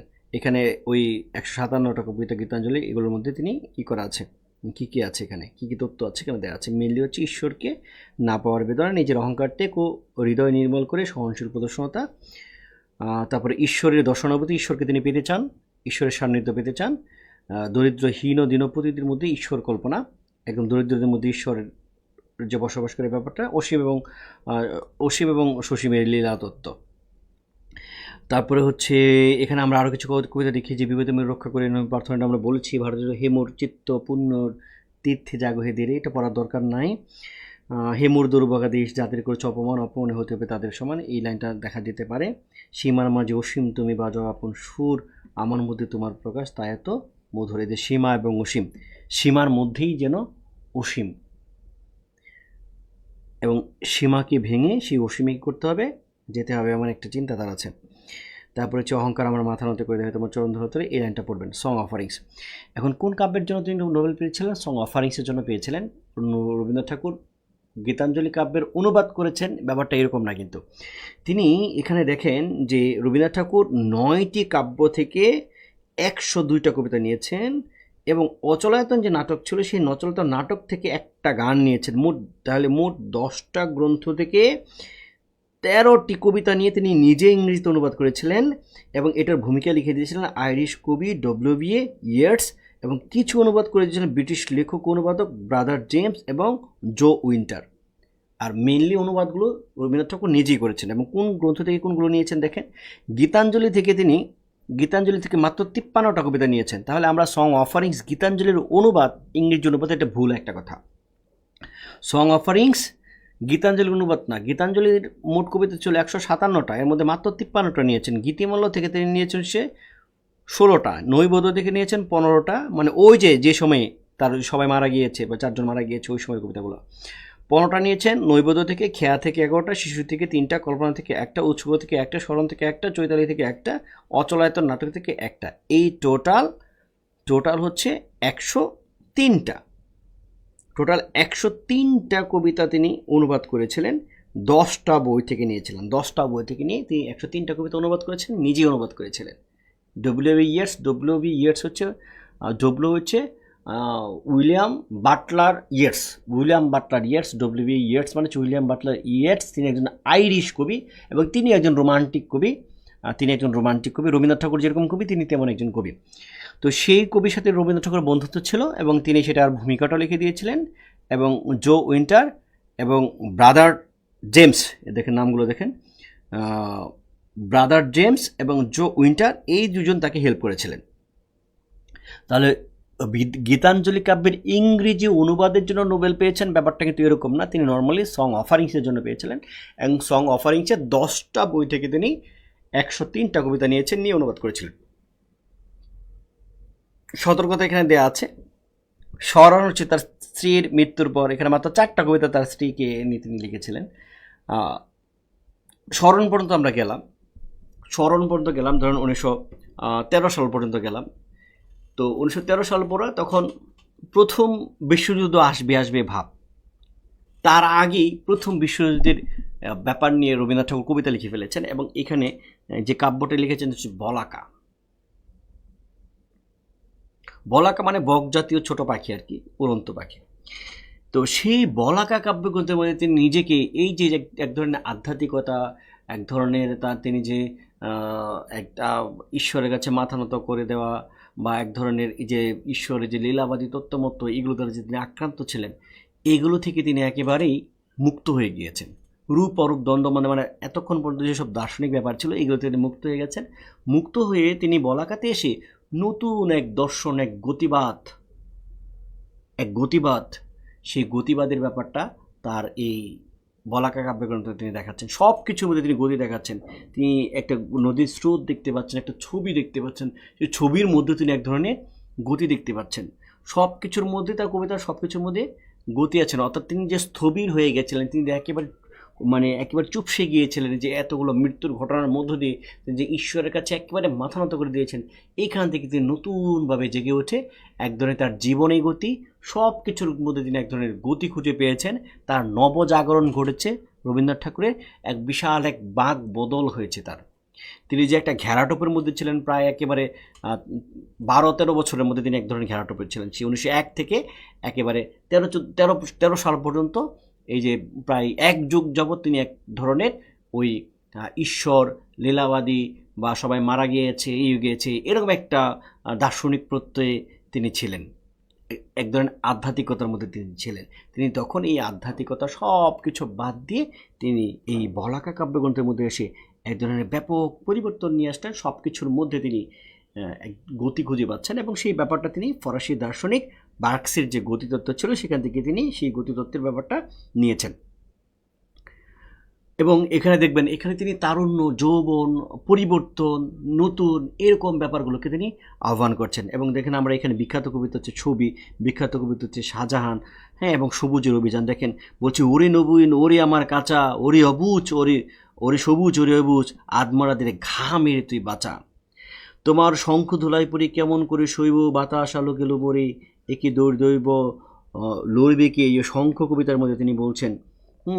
সব কিছুর মধ্যে দেখবেন এখানে যে লাইনগুলো আনছি, ছবি, তুমি কি কেবল ছবি শুধু পটে লেখা, ওই সুর, ওই সুদূর নিহারিকা, যারা করিয়াছে ভিড় আকাশে নীর, ওই তারা দিন রাত্রি, আলো হাতে চলে আছে আধারের যাত্রী, গ্রহ তারা রবি, তুমি কি তাদের মতো সত্য নও, হায় ছবি তুমি কি ছবি। বলছো এই ছবি, তুমি কি শুধু ছবি, তুমি ওই যে নিহারিকা, গ্রহ তারা, নক্ষত্র যে ঘুরছে, তুমি কি এদের মতো সত্য নও, তুমিও তো এদের মধ্যে, পৃথিবীর সাথে সাথে তুমিও তো এগুলোর মধ্যে ঘুরছো। আসলে কিন্তু গতির ব্যাপারটা কিন্তু আসলে যে সাপেক্ষ, যারা ফিজিক্স বুঝবেন তারা দেখবেন, ধরেন আপনি ট্রেনে আছেন, হ্যাঁ, আপনি ট্রেনে আছেন, ট্রেনে আপনি এখানে বসে একটা বল নিক্ষেপ করছেন বা আপনার হাতে বল নিক্ষেপ করছেন, তখন কিন্তু আপনি বলের সাপেক্ষে কিন্তু আপনি এখানে স্থিরই আছেন। কিন্তু আপনি যদি ওই ট্রেনের গাছগাছালি ধরেন, তাহলে এগুলোর সাপেক্ষে কিন্তু আপনি গতিশীল। ফিজিক্সে একটা কথা আছে, পরম নয় কোনো গতি, পরম নয় কোনো স্থিতি। আপাত দৃষ্টিতে মনে হচ্ছে যে আমি স্থির, কিন্তু আমি আসলে স্থির না, কারণ পৃথিবী ঘুরছে, তার মানে আমিও ঘুরছি। ঠিক আছে। আবার সব গতিও, সব যেগুলো গতিশীল এগুলোর মধ্যে আবার একটা স্থির ব্যাপার আছে, অন্য একটা সাপেক্ষ নিলে এরকম। তো শাহজাহান বলছে, এই কথা জানি তো তুমি ভারতীয় শাহজাহান, কালশ্রুতি ভেসে যাবে জীবন যৌবন ধনমান। এই শাহজাহান কবিতা আপনাকে জিজ্ঞেস করতে পারে, সন্ধ্যা রেগে ঝিলিমির ঝিলিমির স্রোত কানি বাঁকা। দেখুন সব কিছুর মধ্যে স্রোত, সব কিছুর মধ্যে তিনি এক ধরনের শুধু খালি খুঁজে পাবেন, গতি খুঁজে পাবেন। তো এই আপনাদের যদি প্রশ্ন করে,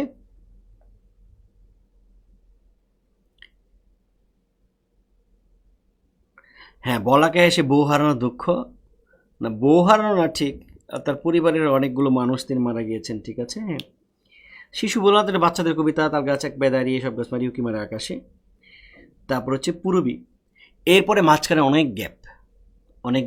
বলাকার পরে তিনি অনেক দিন আর ওইভাবে তিনি তেমন কোনো কবিতা লিখতে পারেন নাই, বা ওইভাবে তার কবিতার খুব উল্লেখযোগ্য কোনো কবিতা নাই। সেইখানে পূরবীতে গিয়ে তিনি কিছু কবিতা লিখেছেন, তারপরে হচ্ছে একেবারে ইতে মহুয়া। এটা ঠিক আসলে এই যে মহুয়ার কবিতাগুলোর যে ব্যাখ্যাটা আছে, এখানে দেখবেন যে মহুয়া কবিতাগুলো তিনি আসলে ওই যে, এটাও অনেকটা ফরমায়েশি কবিতা, কারণ হচ্ছে ওই যে হাজব্যান্ড এবং ওয়াইফ, এদের জীবন নিয়ে তিনি কিছু কবিতা সংকলন করতে বলছিলেন, পরে তিনি এটা নিজেই লিখে দিয়েছেন। দেখেন এখানে লেখা আছে, দেখেন মহাকাব্যের লেখা, পাঠ পরিচিতি থেকে জানা যায় রবীন্দ্রনাথ ঠাকুর কাব্য থেকে প্রেমের কবিতাগুলো সংগ্রহ করার, বিবাহ উপলক্ষে উপহার দেওয়া যায় এমন কবিতা বের করা হবে, এবং কবি নিজে কয়েকটি কবিতা লিখে দেবেন। কিন্তু অল্প কয়েকদিনের মধ্যে রবীন্দ্রনাথ ঠাকুর অনেকগুলো কবিতা নিজেই লিখে ফেলছেন, এগুলোর নাম দেওয়া হয়েছিল মহুয়া। ঠিক আছে। এবং তিনি ওই যে তখন তিনি এই কবিতা গীতা কি বলে এটাকে, শেষের কবিতা উপন্যাসটা লিখছিলেন, এবং শেষের কবিতার উপন্যাসের যে এইগুলো আছে, কবিতাগুলো আছে, সেইগুলো কিন্তু এই মহুয়ার মধ্যে আছে। তারপরে হচ্ছে মহুয়ার মধ্যে তাহলে যে প্রেমের নব উদ্বোধন, এখানে তিনি একটু প্রেমিক সেজেছেন, শেষ বয়সে আছে, 60+ বয়স এসে তিনি আসলে প্রেমের উপন্যাস, প্রেমের কবিতা অনেক কিছু লিখেছেন। এবং ওই সময় তার সঞ্চয়িতা বের হলো, এবং রবীন্দ্র ঠাকুরের শেষ পর্যায়ে তার কবিতাগুলো চলে আসছে। পরিশেষ ভাবলেন তিনি মারা যাবেন, এই সময় তিনি ভাবছেন যে তিনি মারা যাবেন ভেবে বলছেন তিনি কবিতা থেকে তিনি করবেন, আর তিনি কবিতা লিখবেন না, তিনি অবসর গ্রহণ করবেন। তখন তিনি লিখলেন পরিশেষ।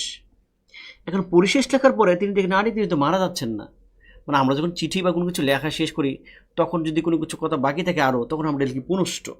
তখন তিনি লিখলেন যে না, যেহেতু আমার পরিশেষে শেষ হয় নাই, তাহলে আমি একটু পুনষ্ট লিখি। তখন তিনি পুনষ্ট লিখলেন।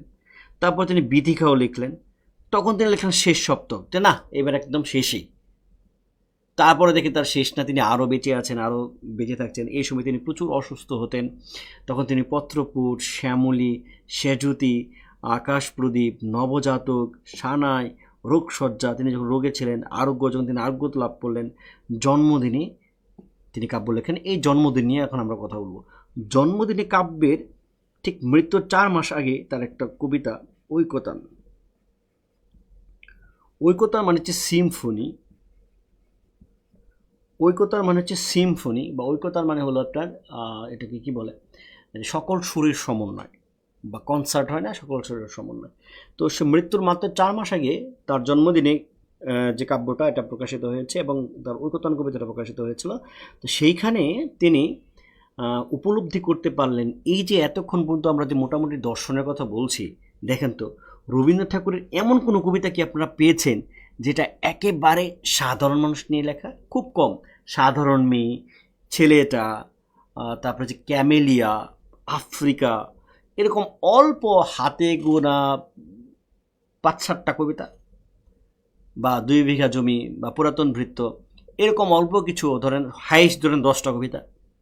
এরকম 8-10টা কবিতা বাদ দিলে রবীন্দ্রনাথ ঠাকুরের 56টা কাব্যগ্রন্থের এতগুলো কবিতার মধ্যে রবীন্দ্রনাথ ঠাকুরের এই চাষা, মোটে, মজুর, তারপরে হচ্ছে কৃষক, তাঁতি, এদেরকে নিয়ে তিনি কবিতা লিখেছেন? লেখেননি। তার কবিতা দর্শন দ্বারা আক্রান্ত, তার কবিতা আধ্যাত্মিক ব্যাপার স্যাপার, একজন দার্শনিক যেভাবে চিন্তা করে এরকম চিন্তা করেছেন। তার কবিতা সাধারণ মানুষ বুঝবে না। সবচেয়ে দুর্বোধ্য মনে হয় রবীন্দ্রনাথ ঠাকুরের কবিতা।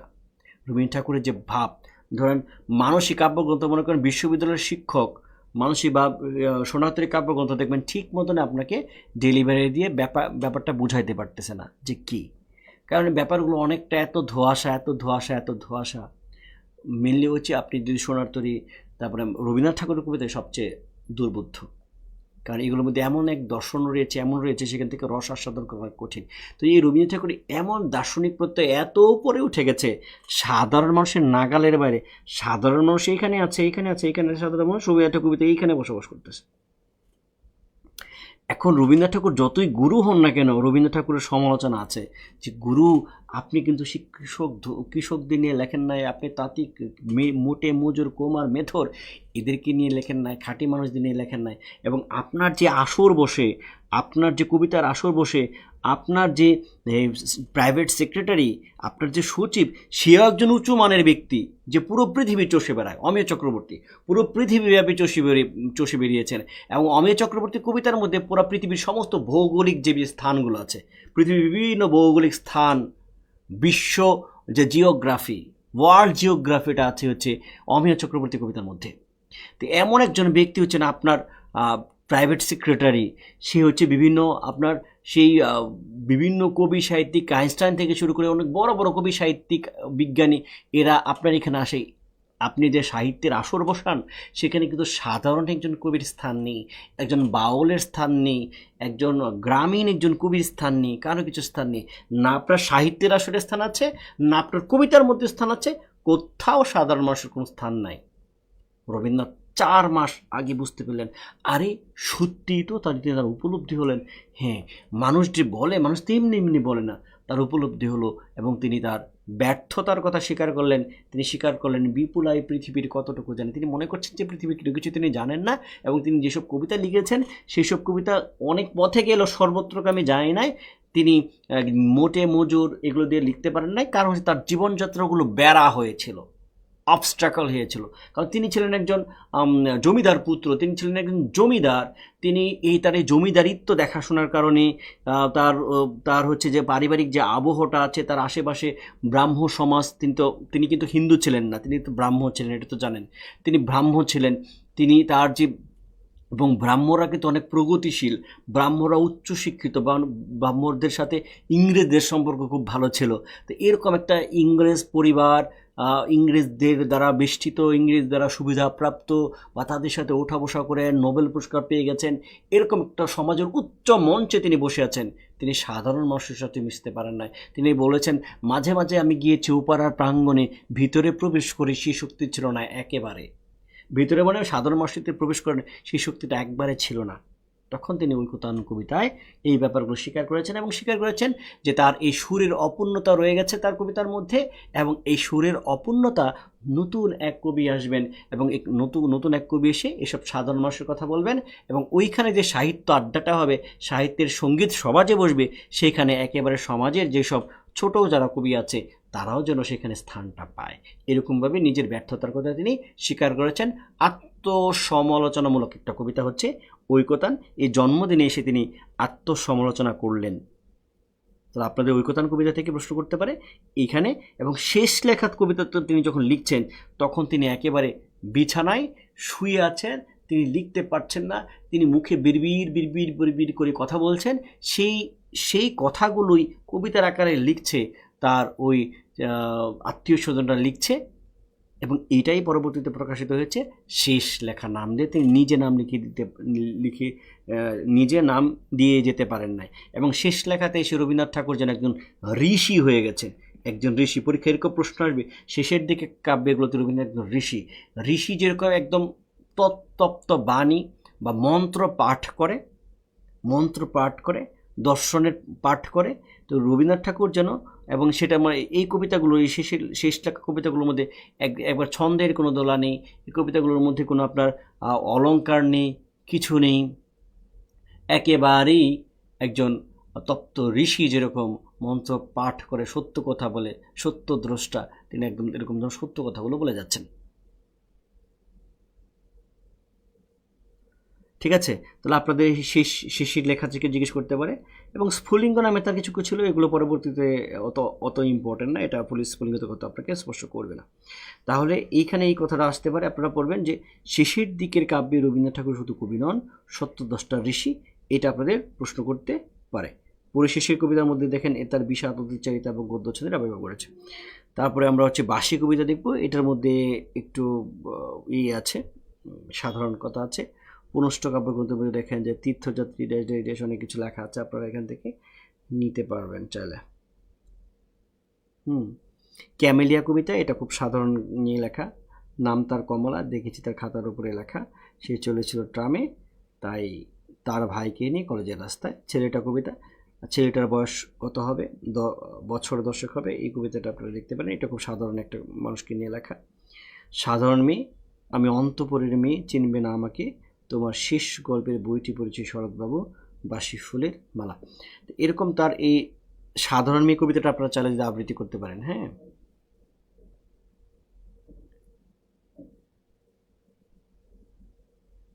শ্যামলীতে কিছু কবিতা আছে, হঠাৎ দেখা, আফ্রিকা, আমি কবিতাটা, এটা অনেকের প্রিয় কবিতা।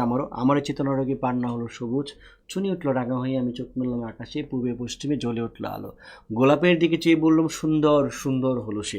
এটা বিসিএস পরীক্ষায় এটার ভাব সম্প্রসারণ আসছিল, সারাংশ আসছিল কবিতাটা। মানে আসলে আমার কাছে যদি ফুল সুন্দর না লাগে, এই ফুল আসলে সুন্দর না। আমার চেতনাটাকে চুনি রাঙা হয়ে উঠবে, পান্না সবুজ হয়ে উঠবে। আমার কাছে যদি কেউ সুন্দর মনে হয় সে সুন্দর, আমার কাছে সুন্দর মনে না হলে আসলে সে কিনা সুন্দর না। গোলাপের দিকে চেয়ে যদি আমি সুন্দর বলি তবেই সুন্দর, আমি যদি আপনাকে সুন্দর বলি তবেই আপনি সুন্দর। যতক্ষণ পর্যন্ত আমি সুন্দর না বলছি ততক্ষণ পর্যন্ত আপনি সুন্দর না, আপনি সাধারণ। বাসিওয়ালা কবিতাটা দেখেন, এটাও একটা সাধারণ কবিতা। তারপর হচ্ছে হঠাৎ দেখা, এটা রেলগাড়িকে আমরা হঠাৎ দেখা ভাবিনি কোনদিন সম্ভব হবে। লাস্টের এই লাইনটা খুব ইম্পর্টেন্ট, রাতের সপ্তাহে আছে দিনের আলো গভীর। তারপর বললাম রাতের সপ্তাহে আছে দিনের আলো গভীর, খুবই মজার কবিতা এবং খুব ভালো একটা কবিতা। জন্মদিনে তার পথের শেষে এবং ঐকতান, এই দুটো কবিতা ইম্পর্টেন্ট। ঐকতার কবিতা যে বিপুল পৃথিবী কতটুকু জানি, দেশের কত রাজধানী, এটা একটু আগে আমি আলোচনা করেছি। শেষ লেখাতে কিছু লাইন আছে, আপনারা মুখস্থ করবেন। যে জিজ্ঞেস করে রূপনারায়ণের কুল জিগে উঠিলাম, জানিলাম এই জগৎ স্বপ্ন নয়, রক্তের অক্ষরে দেখিলাম আপনার রূপ। এখান থেকে মুখস্থ করতে পারেন। দুঃখের আধার রাত্রে বারে বারে এসেছে, আধার রাতে একমাত্র অস্ত্রতা দেখেছিল, কষ্টে বিকৃত ভান, ত্রাসের বিকট ভঙ্গি যত, অন্ধকারে ছড়না ভঙ্গি। আচ্ছা, এটা না পড়লে হবে, এইখান থেকে এইটুকু পড়তে পারেন। তোমার সৃষ্টির পথ থেকে চাকরিণ্য করে বিচিত্র ছলনাময়ী, হে ছলনাময়ী। এইটাও আবার সেই এক ধরনের ঈশ্বর এবং আধ্যাত্মিক ভাবনা লাস্টের দিকে চলে আসছেন। হ্যাঁ, এই হলো ব্যাপার আর কি।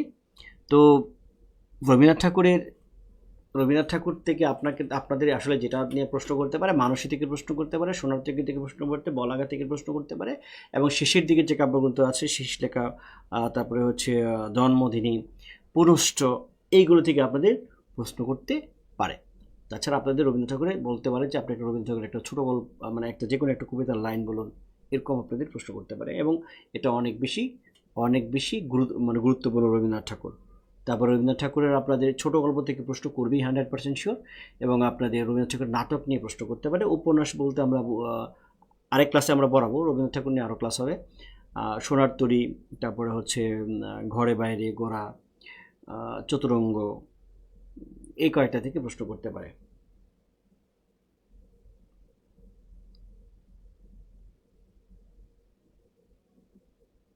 রবীন্দ্রনাথ ঠাকুরের ছোটো গল্প আর পড়াবো, নাটক পড়াবো, সবই রবীন্দ্রনাথ ঠাকুরের সবই পড়াবো।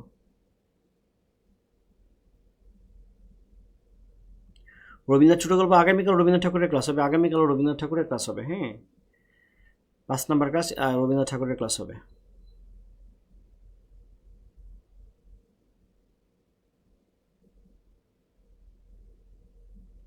প্রভাত সঙ্গীত, সুন্দর সঙ্গীত নামকরণ করা। প্রভাত সঙ্গীত হচ্ছে প্রভাতের, সকালবেলার সঙ্গীত, সকালের গান। সন্ধ্যা সঙ্গীত মানে সন্ধ্যার গান।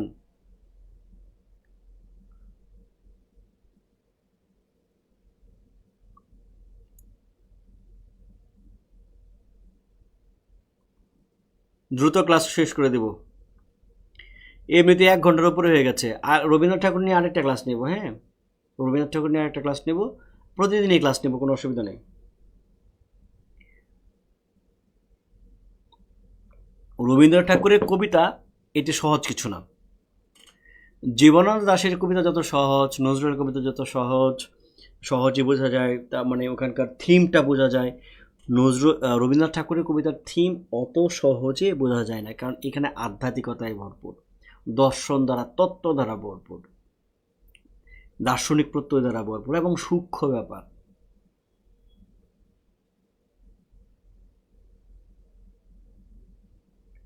প্রাচীন যুগ, মধ্যযুগ ও আধুনিক বাংলা সাহিত্যের মধ্যে পার্থক্য, হ্যাঁ, প্রাচীন এবং মধ্যযুগের সাহিত্য যে ধর্মকেন্দ্রিক, ওই সাহিত্যগুলোর মধ্যে আধুনিকতার যে বৈশিষ্ট্য আছে সেই একটাও নয়। আধুনিকতার বৈশিষ্ট্য মানে হচ্ছে, আধুনিকতা মানে হলো দেশপ্রেম, আধুনিকতা মানে হচ্ছে জাতীয়তাবোধ, আধুনিকতা মানে হচ্ছে নারী মুক্তি, ব্যক্তি স্বাতন্ত্র্যবাদ, আধুনিকতা মানে হচ্ছে বিজ্ঞান চেতনা, মুক্ত বুদ্ধি, এই ব্যাপারগুলো নিয়েই মধ্যযুগ বা প্রাচীন যুগের সাহিত্য ধর্মকেন্দ্রিক, দেবদেবীকে খুশি করার তাদের কাজ, রাজা দরবার, রাজা যারা আছে বাদশা, এদেরকে খুশি করা হচ্ছে কাজ। এখানে সাধারণ মানুষের কোনো স্থান নেই, সাধারণ মানুষের রক্ত মাংসের কোনো স্থান নেই, সাধারণ মানুষের রক্ত মাংসের প্রেম, প্রীতি, ভালোবাসা, আবেগ, অনুভূতির কোনো স্থান নেই, মানবতা বোধ বলতে কিছুই নেই। সুতরাং ওইগুলো হচ্ছে আসলে অনাধুনিক ব্যাপার।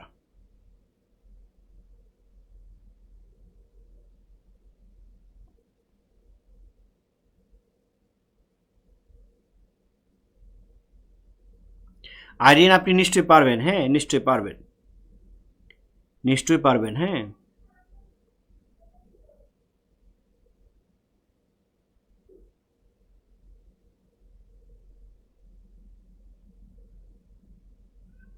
ভাইবা বোর্ডে স্যার ম্যাডাম যাই থাকুক না কেন সবাইকে স্যার বলে ডাকবেন, ম্যাডাম বলে কাউকে ডাকবেন না, হ্যাঁ।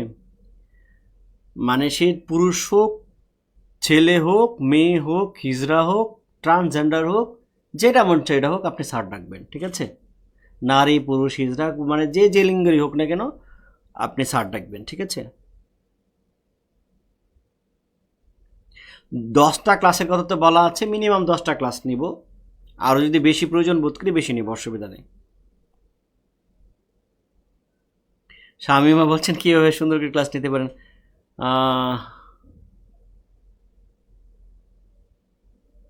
দিনাজপুরে আপনাদের আসলে উত্তরাঞ্চল তো, দিনাজপুরে আপনাদের ওই রকম কবি সাহিত্যিক কে আছেন দিনাজপুর বাড়ি? সবাইকে যে এলাকা থেকে নিয়ে জিজ্ঞেস করবে বা গায়ে জিজ্ঞেস করবে এরকম না। ধরুন একজন আমার বাড়ি যশোর, তাকে মাইকেল নিয়ে প্রশ্ন করা স্বাভাবিক, খুব স্বাভাবিক, কারণ খুব বিখ্যাত, ঠিক আছে। একজনের বাড়ি ধরেন ত্রিশাল, তাকে নজরুল নিয়ে প্রশ্ন করবে, এটা খুবই স্বাভাবিক। একজনের বাড়ি ধরেন কুমিল্লা, তাকেও নজরুল নিয়ে প্রশ্ন করতে পারে, এটা খুব স্বাভাবিক। ধরেন কারো বাড়ি হচ্ছে ধরুন রংপুর, তাকে বেগম রোকেয়া নিয়ে প্রশ্ন করতে পারে, মানে যেগুলো খুব বিখ্যাত বিখ্যাত ব্যাপার। কারো বাড়ি ফরিদপুর, তাকে জসিমউদ্দিন নিয়ে প্রশ্ন করবে।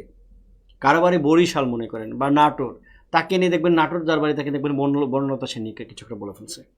এরকম যেগুলো খুব বিখ্যাত বিখ্যাত, কিন্তু দিনাজপুর, পঞ্চগড় বা ওরকম ছোটো ছোটো ব্যাপারগুলো আছে, এরকম মনে হয় যিনি আপনারা নেবেন, ভাইবা নেবেন, তিনি কিন্তু সব সাহিত্যিকদের জন্ম মৃত্যুর সাল কিংবা সব সাহিত্যিকদের বইও পড়েন নাই, তাদের বাড়ি কোথায় এগুলোও জানেন না। মানে তারা যে খুব বেশি জানেন, আপনি তো স্কুল কলেজ ভার্সিটিতে ক্লাস করে আসছেন, আমিও করে আসছি, মানে খুব যে তারা জানেন এরকম না। আমার কত কত আমার কত শিক্ষক, কত কি শ্রদ্ধারা কি বলছে, চাপাবাজি করে ক্লাস শেষ করে দিছে, পড়েও আসে নাই, পড়ায়ও নাই, দুইটা তিনটা ক্লাস নিছে, একটা অ্যাসাইনমেন্ট দিয়ে শেষ কোর্স শেষ। অসংখ্য কোর্স এভাবে শেষ হয়েছে, অসংখ্য কোর্স, 3টা 4টা 5টা ক্লাস, এরকম ছোট্ট একটা কাগজের মধ্যে চিরকুট লিখে নিয়ে আসছে, এনে 2টা 3টা কথা বলছি, শেষ ক্লাস নাকি শেষ। এরকম বিশাল বড় উপন্যাস শেষ, এরকম বিশাল রবীন্দ্রনাথ ঠাকুরের রবীন্দ্রনাথ ঠাকুরের 4টা কাব্যগ্রন্থ 4টা ক্লাসে শেষ। কেমনে? মূল থিম কি এটাও বলেন নাই। বলেন নাই বলতে তিনি হয়তো শ্রদ্ধাকে বলছে, তিনি হয়তো পড়ালেখা করেন না, জানেন না। পড়ালেখা করলে হয়তো জানতেন, ফাঁকিবাজি করেছে। তার মানে যারা ভাইবা নেবেন তারা যে খুব বেশি জানেন এরকম না। পিএইচডি করা কত লোক খুব বোকা, অভাব নাই। ঠিক আছে, সুতরাং আত্মবিশ্বাসটা রাখেন, আপনি কম জানেন না, কিন্তু আপনি পড়ালেখা করে যাচ্ছেন, আপনি যে যিনি প্রশ্ন করবেন তার চাইতে খুব বেশি কম যে জানেন এরকম না। সে আত্মবিশ্বাসটা রাখতে হবে কিন্তু।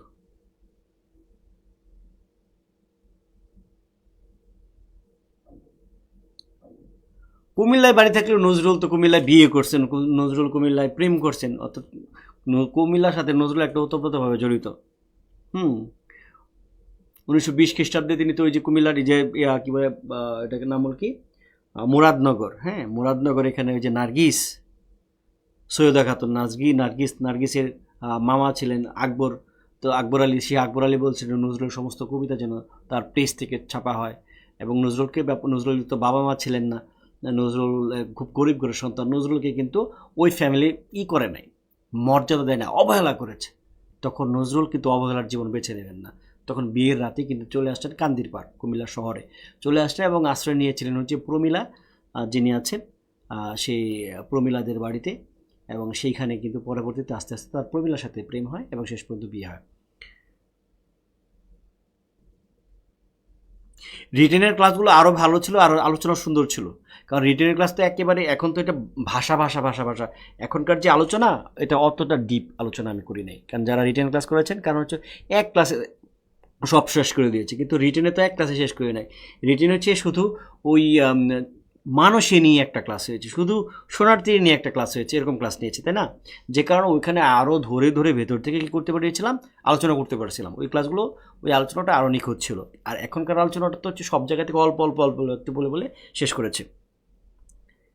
যারা রিটেনের ক্লাস করেছিলেন তারা আরও ভালো বুঝতে পেরেছিলেন। হ্যাঁ, ভাইবা গোটা কবিতা আবৃত্তি না পারলে কি, আপনি অবশ্যই পড়ে যাবেন, অবশ্যই পড়ে যাবেন।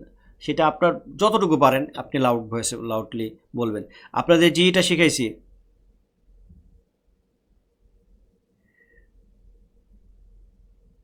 আপনাদের যে ইটা শিখাইছি কি বলে, এই যে এটার নাম কি, ব্যায়ামটা শিখাইছিলাম, এক্সারসাইজ, এটা কি করেন? আসে আমার সাথে বলেন, সবাই আমরা একসাথে করি, আমিও করি।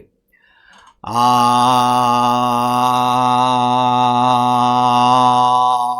এই দেখেন কণ্ঠ কিন্তু পরিষ্কার হচ্ছে। হ্যাঁ, আ প্রয়োজনে পরীক্ষার সকালে অনেকবার বলে করে যাবেন। হ্যাঁ, বা পরীক্ষার গিয়েও ওখানে যাই করবেন, আপনার কণ্ঠটা কিন্তু পরিষ্কার হবে।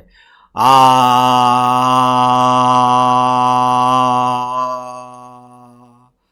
আ করেন। হাসলে তো হবে না, কেন হাসছেন? এই যে আপনি কিন্তু করছেন না কিন্তু, হ্যাঁ আমি দেখতে পাচ্ছি।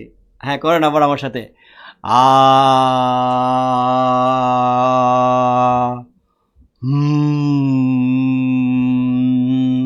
এই গলাতে লাগছে কিন্তু, গলাতে লাগছে, এই দেখেন গলা কিন্তু ভারী ভারী হয়ে উঠেছে, মোটা হয়েছে, তাই না? আ আ আ আ হ্যাঁ, এই যে হাসতেছেন আমি জানি যে আইরিন হাসছিলেন, হ্যাঁ আমি দেখেছি। আইরিন যে হাসছিলেন আমি দেখেছি, অনেকে হাসতেছেন, হ্যাঁ। হাসা যাবে না, করতে হবে, হ্যাঁ। লজ্জা পাওয়া যাবে না, হাসা যাবে না। আ আ কুড়িগ্রাম সৈয়দ শামসুল হক প্রশ্ন করতে পারে, বিশেষ করে তার যে কাব্যনাট্য আছে খুবই কি বলে, সৈয়দ শামসুল হকের কাব্যনাট্যগুলো ভালো। নুরুল দিনের সারা জীবন কিংবা ওই যে পায়ের আওয়াজ পাওয়া যায়, খুব ভালো।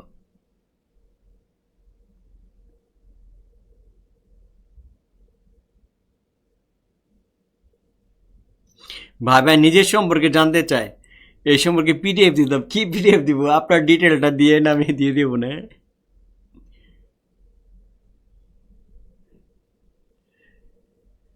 ওকে, ঠিক আছে, পিডিএফটা পড়েন, আত্মবিশ্বাস বাড়বে, হ্যাঁ। আত্মবিশ্বাস বাড়বে এবং আমার বিশ্বাস ইনশাল্লাহ আপনারা কেউ ভাইভাতে ফিল করবেন না। আপনারা একজনও আপনাদের ভাইভাতে ফিল করবেন না। জাস্ট খালি নিয়মগুলো ফলো করেন, পড়েন, আত্মবিশ্বাস বাড়বে। সুন্দর করে বসবেন, সুন্দর করে কথা বলবেন, তাকিয়ে তাকিয়ে, হ্যাঁ। ব্যায়ামটা যত জোরে করবেন তত ভালো, যত আপনার গলার মধ্যে ওই যে কাঁপবে, আ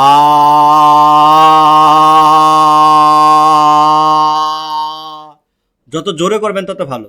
তো জোরে করলে যদি মানুষ পাগল বলে বা আশেপাশে মানুষ যদি হাসে, তাহলে লুকায় লুকায় বাথরুমে গিয়ে যা করতে পারেন, সমস্যা নেই। ঠিক আছে। বাগেরহাটের কোনো কবি কি আছে ওরকম? বাগেরহাট নিয়ে তেমন কিছু নেই।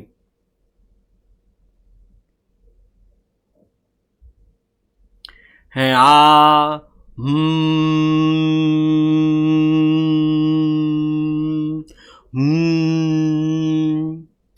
আপনার কণ্ঠটা পরিষ্কার হবে, হ্যাঁ, কণ্ঠটা পরিষ্কার হবে। আপনারা সবাই পারবেন, সবাই, আমি নিশ্চিত দেখবেন সবাই ভাইভাতে পাস করবেন, একদম সবাই পাস করবেন। কারণ ভাইবার ব্যাপারটা হচ্ছে আত্মবিশ্বাস। এই যে আপনি মোটামুটি জেনে যাচ্ছেন না, আপনি অন্যের চেয়ে বেশি জানছেন, এবং যিনি ভাইবা নিতে আসবেন তিনি এমনিতে চলে আসবেন, ওনার যা মনে হয় হুট করে একটা কথা জিজ্ঞেস করবেন।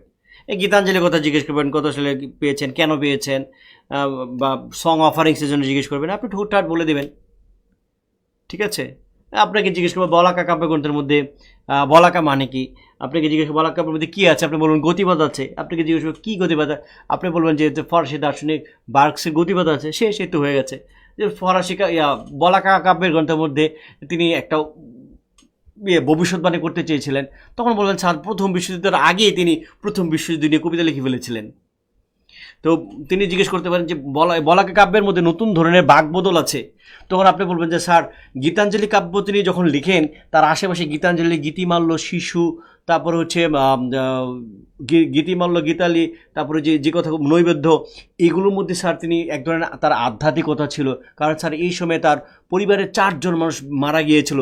স্যার তার স্ত্রী মারা গিয়েছিল, তার মেয়ে রেণুকা মারা গিয়েছিল, তার ছেলে মারা গিয়েছিল, তার বাবা মারা গিয়েছিল স্যার মাত্র 5 বছরের মধ্যে। তখন তিনি এক ধরনের আধ্যাত্মিকতা চলে গিয়েছেন, এবং ঈশ্বরের যে লীলাবাদী ব্যাপার, ভগবানের কাছে তিনি তার স্যার মাথা নত করেছেন।